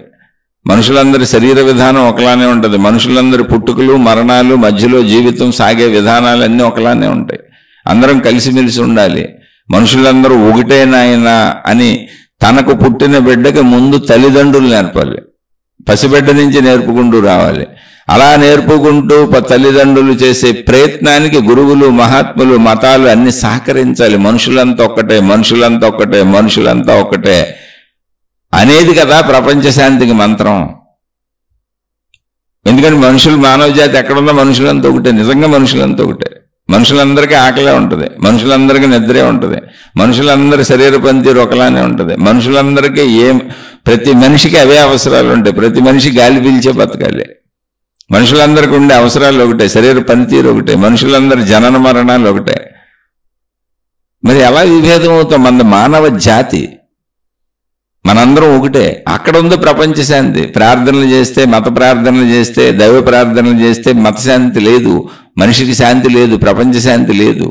ఎందుకంటే మతాలే కొట్టుకు చేస్తున్నాయి. ఇప్పుడు ఇన్ని చేసిన ఏంజల్స్ మహాశక్తివంతులు కదా, వీళ్ళని ఎన్నుకోవటం ఎందుకు? ఆయనకి ఇంట్యూషన్లు చేయడం ఎందుకు? వాళ్లే ప్రపంచ శాంతి చేసేయచ్చుగా. యుద్ధాలు వచ్చే దేశాల దగ్గరికి వెళ్ళి ఆ ఏంజల్స్ యుద్ధాలు ఆపేయచ్చుగా. యుద్ధాలు చేయాలనుకుంటున్న వాళ్ళ మనసుల్ని శాంతపరచొచ్చుగా. కనీసం ఒక మానవ మనస్సుని శాంతపరచలేకపోతున్నాడు ఈ దేవుడు. నేను దేవుణ్ణి కించపరచట్లా. ఈ దేవుడు, ఈ దైవదూతలు, మనం ఏది మతాలు అంటున్నాము, ఏవి దేవుళ్ళని ప్రార్థిస్తున్నాము, ఎవరిని మతాలను దేవుళ్ళుగా పెట్టుకున్నాము, ఎన్నో ప్రార్థనాలయాలు కట్టుకున్నాము, ఎన్నో మతాలు పెట్టుకున్నాము, ఎంతమంది దేవుళ్ళని ఏర్పరచుకున్నాం, మళ్ళీ ఈ దేవుళ్ళ తరపున ఎంతమంది దైవదూతలు ఉన్నారు, ఈ దేవుళ్ళకి ఎన్ని లోకాలు ఉన్నాయి, ఆ లోకాల్లో ఎంతమంది దేవుళ్ళు దేవతలు ఉన్నారు, దేవదూతలు ఉన్నారు. వీళ్ళందరూ మానవుల్ని రక్షించడానికి ఉన్నోళ్ళు, మానవులు సృష్టించుకున్నోళ్ళేగా. దేవుళ్ళకి వేరే పని లేదుగా. కేవలం మానవ జాతిని ఉద్ధరించడమే. మళ్ళీ జంతువులకి, చెట్లకి, పుట్లకి, చామలకి దేవుళ్ళతో పని లేదు. అవి అసలు ఈ దేవుళ్ళని అడగవు. ఆ దేవుళ్ళు వాటికి ఏమి చేయరు, ఎందుకంటే అవి ప్రార్థించవు కదా. మనుషులు ఒక్కడేగా ఇంతమంది దేవుళ్ళని సృష్టించుకుంది. అప్పుడు ఆ మనిషి బుర్రనే కనీసం మార్చలేకపోతున్నారు. మీరు మహిమల తర్వాత చేద్దురు కానీ, అద్భుతాల తర్వాత చేద్దురు కానీ, రోగాల తర్వాత నయం చేద్దురు కానీ, డబ్బుల తర్వాత ఇద్దరు కానీ, రక్షణ తర్వాత ఇద్దరు కానీ, ఆ చెడు హృదయాన్ని మార్చండి చాలు మనిషిలో. ఓ దేవుడా, చెడు హృదయాన్ని మార్చు. ఎవరిదో ఎందుకు దేవుడా, నా చెడు హృదయాన్ని మార్చు. ఎవరిదో వద్దు దేవుడా, నా చెడు హృదయాన్ని మార్చు. ఇప్పుడు ప్రపంచ శాంతి మాట దేవుడు ఎరుగు. మీరు ఇప్పుడు కోరుకొని మీలో ఉన్న చెడును పోగొట్టమని దేవుడిని అడగండి. ఇప్పుడు చెడు పోద్దేమో ట్రై చేయండి. మీలో ఉన్న చెడుని దేవుడు చేయి పెట్టి, ఆ దేవదూత చేయి పెట్టి మీ హృదయంలోకి పెట్టి, మీకైతే కనపడదుగా శక్తి. వాళ్ళు శక్తి స్వరూపులుగా మీ లోపల ఉన్నటువంటి శక్తిలో ఆ చెడుని తీసేసి బయట పారేయమనండి. మిమ్మల్ని అలా మంచోళ్ళగా మలచమనండి. కొన్ని మీరు ప్రార్థించండి. అడగకపోతే చేయరేమో, మీరు అడగండి, మీకు జరుగుద్దేమో. నేను 35 ఏళ్ళ నుంచి 40 ఏళ్ళ నుంచి నిజంగా తలకొట్టుకొని అడుగుతున్నా, నాలో చెడు తీసేయి, నాలో చెడు తీసేయి, నాలో చెడు తీసేయి. కోరికలేమి అడగట్లేదు అసలు నేను. కానీ ఏ దేవుడు నాలో చెడు తీయలేదు. నేను ప్రయత్నించుకొని నాలో చెడు గుణాలు పోగొట్టాలనుకొని నేనే ప్రయత్నించుకొని సాధించుకొని కొద్ది కొద్దిగా మాత్రమే చేయగలుగుతున్నాను. ఇంకా నాలో చాలా చెడు ఉన్నాయి. కోపం వచ్చేస్తుంది, గవుక్కున ఇసుగు వచ్చేస్తుంది, చికాకు వచ్చేస్తుంది, భయం వచ్చేస్తుంది, బాధ వచ్చేస్తుంది, దుఃఖం వచ్చేస్తుంది. మళ్ళీ ఆ భయం, బాధ, దుఃఖాల్లోంచి కోపం వచ్చేస్తుంది. ఇతరుల మీద ఇదంతా చూపిస్తూ ఉంటాను, ఆక్రోశం వచ్చేస్తుంది. 35 ఏళ్ళ నుంచి ఇది అయిసావలా. మరి నేను ప్రార్థిస్తున్నాక రోజు ఇలా మీతో ఈ మాటలు చెప్పడానికి వచ్చింది అంతే. పుస్తకాలు చదివి అనేక మంది చెప్పింది విని కేవలం ఈ మాటలు మాత్రమే మీకు చెప్పగలిగాను. ఎందుకు ఇప్పుడు పోనీ ఎవరినైనా మీకు మీరే టెస్ట్ చేసుకోండి. మీరు అందరూ ఏదో ఒక దేవుణ్ణి నమ్ముతున్నారు కదా, ఆ దేవుణ్ణి మీ హృదయంలో చెడుని తీసేయమనండి. తీసేస్తే మనం నిజంగా నమ్మేద్దాం. మహిమలు ఉన్నాయి, మాయలు ఉన్నాయి, అద్భుతాలు ఉన్నాయి, రక్షణలు ఉన్నాయి, అన్నీ నమ్మచ్చు. అలాగే ఇప్పుడు ఈ దైవదూతలు ఇన్స్టిట్యూషన్లో ఈ మాస్టర్ గారికి ఏదో చెప్తారు. ఈ మాస్టర్లు ఏంటి ఇంకా బోల్డ్ చెబుతున్నారు. చాలా మంది చాలా చెబుతున్నారు, మామూలుగా చెబుతున్నారు. మనందరం ప్రార్థిస్తే ప్రపంచ శాంతి వచ్చేస్తుంది అని చెప్పారు కదా మాస్టర్. అసలు ప్రపంచ శాంతికి మనం ప్రార్థించడం ఎందుకు? మనం ప్రార్థిస్తే మన శాంతి వచ్చి సావలేదు. ముందు మనకు శాంతి ఇమ్మనండి, నమ్మేద్దాం. ప్రపంచ శాంతి మనమందరం ప్రార్థిస్తే ఎందుకు? ఆ దైవదూతల్ని, ఆ ఏంజల్స్ని, వెళ్ళిపోయి ఇన్స్టిట్యూషన్ ఇస్తున్న ఏంజల్స్ ఎవరున్నారో వాళ్ళందరూ శక్తివంతులే కనుక ప్రపంచ శాంతికి భంగం కలిగిస్తూ యుద్ధాలు చేస్తూ ప్రపంచాన్ని విధ్వంసం వైపు తీసుకెళ్తున్నటువంటి ఆ నాయకులైనటువంటి మనుషులు ఎవరున్నారో వాళ్ళ హృదయాలను మార్చేసి శాంతితో నింపేమనండి. అంత చిన్న పని చేయలేరా ఏంజల్స్? వాళ్ళకి ఆ శక్తి లేదా? లేనప్పుడు ఇంకా ఏంజల్స్ ఎందుకు? ఆ దేవుళ్ళని ఏం చేసుకుంటావు నువ్వు? ఇప్పుడు నీ హృదయంలో చెడుని తీసేయలేనప్పుడు, నీ బుద్ధిలో చెడుని తీసేయలేనప్పుడు, నీ గుణంలో చెడుని తీసేయలేనప్పుడు ఇప్పుడు ఆ దేవుళ్ళని ఏం చేసుకుంటావు? మతాలను ఏం చేసుకుంటావు? గురువుల్ని ఏం చేసుకుంటావు? ఆ ఏంజల్స్ని ఏం చేసుకుంటావు? వాళ్ళు ఎవరైతే వాళ్ళని ఏం చేసుకుంటావు? నువ్వు ఆ దైవదూతలను ఏం చేసుకుంటావు? వాళ్ళు నీకు ఉపయోగపడతారు. ఎందుకంటే నీలో చెడు తీసేయలేకపోతున్నారు. నీలో చెడు భావాన్నే తీసేయలేనప్పుడు నీ రోగాన్ని ఎక్కడ నయం చేస్తారు? నీ బాధలను ఎక్కడ తీసేస్తారు? నీకు డబ్బులు ఎక్కడ ఇస్తారు? నీ కూతురుకు పెళ్లిళ్ళు ఎక్కడ చేస్తారు? నీ కొడుకు ఉద్యోగాలు ఎక్కడ ఇస్తారు? ఇవన్నీ నువ్వే కష్టపడి చేసుకోవాలి. అందుకని నీకు కాళ్ళు ఇచ్చారు, చేతులు ఇచ్చారు, సర్వ అవయవాలు ఇచ్చారు, సృష్టి ఇచ్చేసింది నీకు. నీలో జ్ఞానశక్తి కూడా ఇవ్వబడింది.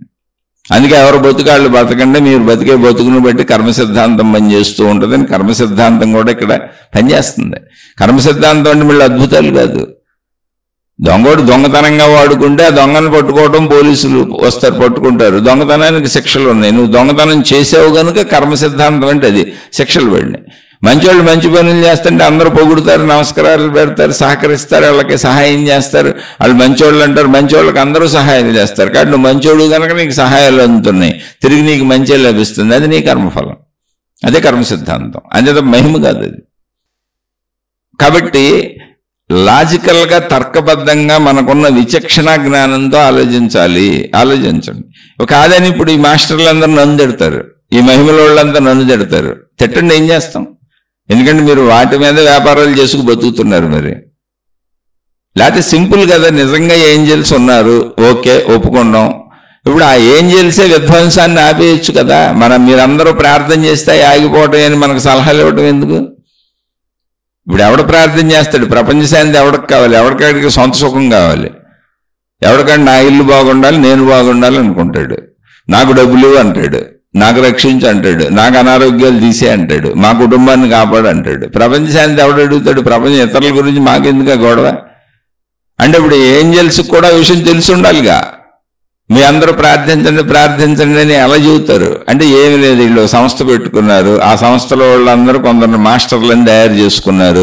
వాళ్ళు ఇప్పుడు ఈ మహిమలో మాయల గ్రంథాలు రచిస్తారు. వీళ్ళకి ఏంజల్స్ కనపడుతున్నారని ఆ ఏంజల్స్ చెప్పినవన్నీ వీళ్ళు కొత్త గ్రంథాలు రచించి ఆ గ్రంథాలు అమ్ముకొని వాటి మీద వచ్చే డబ్బులు తయారు చేసుకుంటారు. ఆ డబ్బులతో వీళ్ళు హాయిగా బతుకుతారు, చక్కగా సంపాదించుకుంటూ కీర్తి ప్రతిష్టలు ఉంటాయి, డబ్బులు ఉంటాయి, ఒత్తుగా నమస్కారాలు ఉంటాయి, గౌరవాలు ఉంటాయి, అన్నీ ఫ్రీగా దక్కుతాయి. కానీ మనం నరకంలోకి వెళ్తామా, స్వర్గంలోకి వెళ్తామా? మనం అజ్ఞానంలో అవుతామా, జ్ఞానంలో అవుతామా? మనం మోసం చేస్తున్నామా, మంచి చేస్తున్నామా? వీటన్నిటి ఫలితాలు మన జీవితాల్లోకి వస్తాయి, మన కుటుంబాలకు వస్తాయి, మన పిల్లలకు వస్తాయి. మన తదుపరి జీవితాలు ఎలా ఉంటాయో, మన జీవిత నడక ఎలా ఉంటుందో అదంతా కాలంలో తెలుస్తుంది. అది నిజమే అయితే అంత అద్భుతంగా మంచిగానే సాగుద్ది. అది చెడు అయితే మీ కర్మలు మీరే అనిపిస్తారు. దాన్ని ఎవరు తప్పించుకోవడం కుదరదు.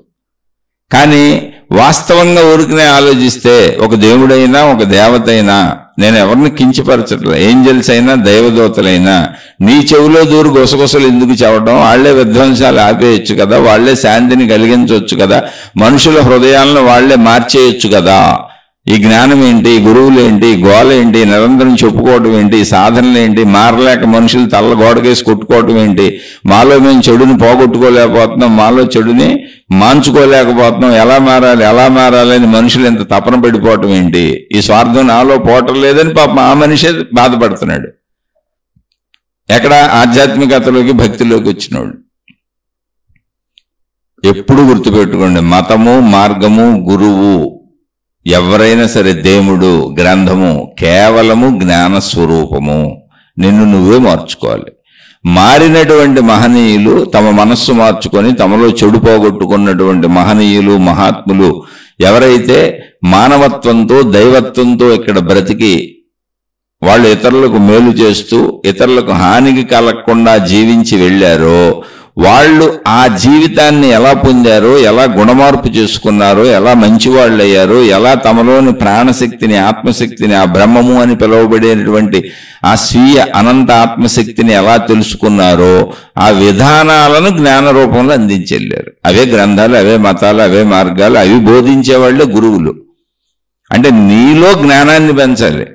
అంతే తప్ప నీకు చిత్ర విచిత్రమైనటువంటివన్నీ బోధించి లేనివన్నీ నీ ఆలోచనలో చొప్పించి, మహిమలని, మాయలని, అద్భుతాలని రకరకాలు చొప్పించి, మాకు మాత్రమే దేవుళ్ళు కనపడతారు, మాకు మాత్రమే ఇంట్యూషన్లు ఉంటాయి, మాకు మాత్రమే లోపలన్నీ పనిచేస్తాయి, మాకే వాళ్ళు సందేశాలు ఇస్తారు, మేము గొప్పవాళ్ళము, మీరు మామూలు వాళ్ళని మనుషులను మభ్యపెట్టి వెళ్ళేటువంటి బ్యాచ్లన్నీ కూడా జ్ఞానానికి పనికిరావు. ఒకవేళ అది నిజమని మీరు నమ్ముతానంటే, ఒక సినిమా అంతా నిజమని నమ్మేగా ఆనందిస్తున్నాం, టికెట్ కొనుక్కొని డబ్బులు ఇచ్చి మరి. అలాగే వాళ్ళందరికీ డబ్బులు ఇచ్చి ఆ సంస్థలను పెంచి పోషించండి, అద్భుతాలు మహిమలు నమ్మండి, మీరు కూడా వెళ్ళండి, తిరగండి, చప్పట్లు కొట్టండి, వాళ్ళ వెనకే తిరగండి. ఏమవుద్ది? ఏమవుదు. ఓ సినిమా చూస్తే ఏమైంది? కాసేపు ఎంటర్టైన్మెంట్ అయింది. కాసేపు మీరు కూడా ఆ ఎంటర్టైన్మెంట్ నమ్మండి నిజమని. నమ్మితే ఏమవుదో? కొంచెం డబ్బులు ఇచ్చి వస్తారు. సినిమా టికెట్కి ఎలా టికెట్కి డబ్బులు ఇచ్చామో అలా మహిమలు, మాయలు, అద్భుతాలు ఇవన్నీ ప్రచారం చేసి వాళ్ళు పుస్తకాలు కొనుక్కుంటారు, వాళ్ళు మాటలు వింటారు, వాళ్ళకి ఫాలోవర్స్ పెరుగుతారు, వాళ్ళకి చిల్లర పెరుగుద్ది, వాళ్ళ సంస్థలు పెంచుకుంటారు, సమూహాలు పెంచుకుంటారు, మీకు ఎంటర్టైన్మెంట్ అవుద్ది, వాళ్ళకి ఎంటర్టైన్మెంట్ అవుద్ది. ఎప్పుడు వరకు ఇది? ఊరికి నేను నమ్మకం అంతే, ప్రాణం పోయే వరకు. నువ్వు నమ్మితే వచ్చిందేమో, నీ కష్టాలు ఏం పోవు, నీ బాధలు ఏం పోవు. అసలు ఇవన్నీ నిర్మించి సంస్థలు తయారు చేసి నమ్మకాలను పెంచి పోషించిన గురువులే అనేక మంది అనేక అనారోగ్యాలతో, అనేక బాధలతో, అనేక కష్టాలతో, గురువులు, మహాత్ములు, భగవానులు అనిపించుకున్న వాళ్ళే అనేక రకాలైనటువంటి శారీరక, మానసిక క్లేశాలను అనుభవించి అనారోగ్యాల పాలై నడవలేక కుర్చీల్లో తొయ్యబడి అనేక మంది ప్రజల సహాయం తీసుకొని అనేక అనారోగ్యాలకు మందులు వాడుకుంటూ తీసుకొని రోగగ్రస్తులై మరణించారు. అది ప్రపంచం ఎప్పుడు చూస్తానే ఉంది, ప్రజలందరూ చూశారు. అయినా మనకేవో అద్భుతాలు కావాలంటే అది మన స్వార్థం తప్ప ఏముంది అందులో. అటువంటి మహనీయులే, జ్ఞానం బోధించిన మహనీయులే శరీరపరంగా ఎంతో బాధలు అనుభవించారు. ఆ బాధలతోనే చాలామంది చనిపోయారు. అయినా నీ బాధను నువ్వు పడు, నీ పెళ్ళిపోతే పోయింది, నా పెళ్లికి రమ్మన్నట్టుగా నీ బాధను నువ్వు ఎన్నిపడినా నన్ను రక్షించు, నన్ను కాపాడు, నిరంతరం నా స్వార్థం నాది, నా గొడవ నాది, నీ గొడవతో నాకు పని లేదు అనుకునే మనుషులు ఉన్నంతకాలం ఇటువంటివి సాగుతూ ఉంటాయి. అదేమీ లేదు, అందులో వచ్చిన నష్టం కూడా ఏమి లేదు. సినిమాకి టికెట్ చెల్లించినట్టుగా నువ్వు ఆ దైవ కాలక్షేపానికి, ఆ మహిమలకి, ఆ మాయలకి, ఆ అద్భుతాలకి, ఆ ఎంటర్టైన్మెంట్కి కాసేపు నేను నమ్మించినందుకు కానీ, నువ్వు నమ్మినందుకు కానీ వాళ్ళకి ఫీజులు కడతా ఉంటావు. అంటే అంతకు మించి పోయేదేం లేదు, కొద్దిగా డబ్బులు పోతాయి. వాళ్ళకి 4 నమస్కారాలు పెడతావు, 4 సార్లు వాళ్ళ కాళ్ళ మీద పడతావు, ఓ 400 సార్లు నువ్వు బతికున్న వాళ్ళ చుట్టూ తిరుగుతావు. అంతకు మించి పోయిందేమి. సినిమా హాల్ చుట్టూ తిరగట్లా, సినిమా హాల్లో కూర్చోట్లా, అక్కడికి వెళ్ళి టికెట్ కొనుక్కొని సినిమా చూడట్లా, మళ్ళీ ఇంటర్వ్యూల్లో అక్కడికి వెళ్ళి ఆ పాపకారణలు, వీపుకారణలు అన్ని కొనుక్కు తిని వాళ్ళకి బిజినెస్ పెంచి వాళ్ళు బతికలు చేయట్లా. ఇదంతా కేవలం ఎంటర్టైన్మెంట్, అందులో లాభం లేదు, నష్టం లేదు. అలాగే ఇదంతా నీ జీవితానికి ఎంటర్టైన్మెంట్ పెట్టుకున్నావు, మహిమలు, మాయలు, అద్భుతాలు. వాళ్ళ చుట్టూ తిరుగుతావు, వాళ్ళకి ఏదో కొంచెం చెల్లిస్తావు, వాళ్ళకి గౌరవాలు ఇస్తావు, డబ్బులు ఇస్తావు, కీర్తి ప్రతిష్టలు ఇస్తావు, వాళ్ళని మీ నాయకుల్ని చేస్తావు, నా గురువుల్ని చేస్తావు, మాతాజీలని చేస్తావు, ఏదో ఒకటి చేసుకుంటావు. వాళ్ళు నిన్ను చేస్తారు, నువ్వు వాళ్ళని చేస్తావు, కాసేపు ఎంటర్టైన్మెంట్ అవుద్ది. ఎలాగో చావొచ్చి అందరినీ పట్టుకుపోద్ది. ఈ లోపల సినిమా టికెట్లాగా కొంచెం ఫీజులు చెల్లిస్తాం, ఇందులో పోయిందే ఉంది.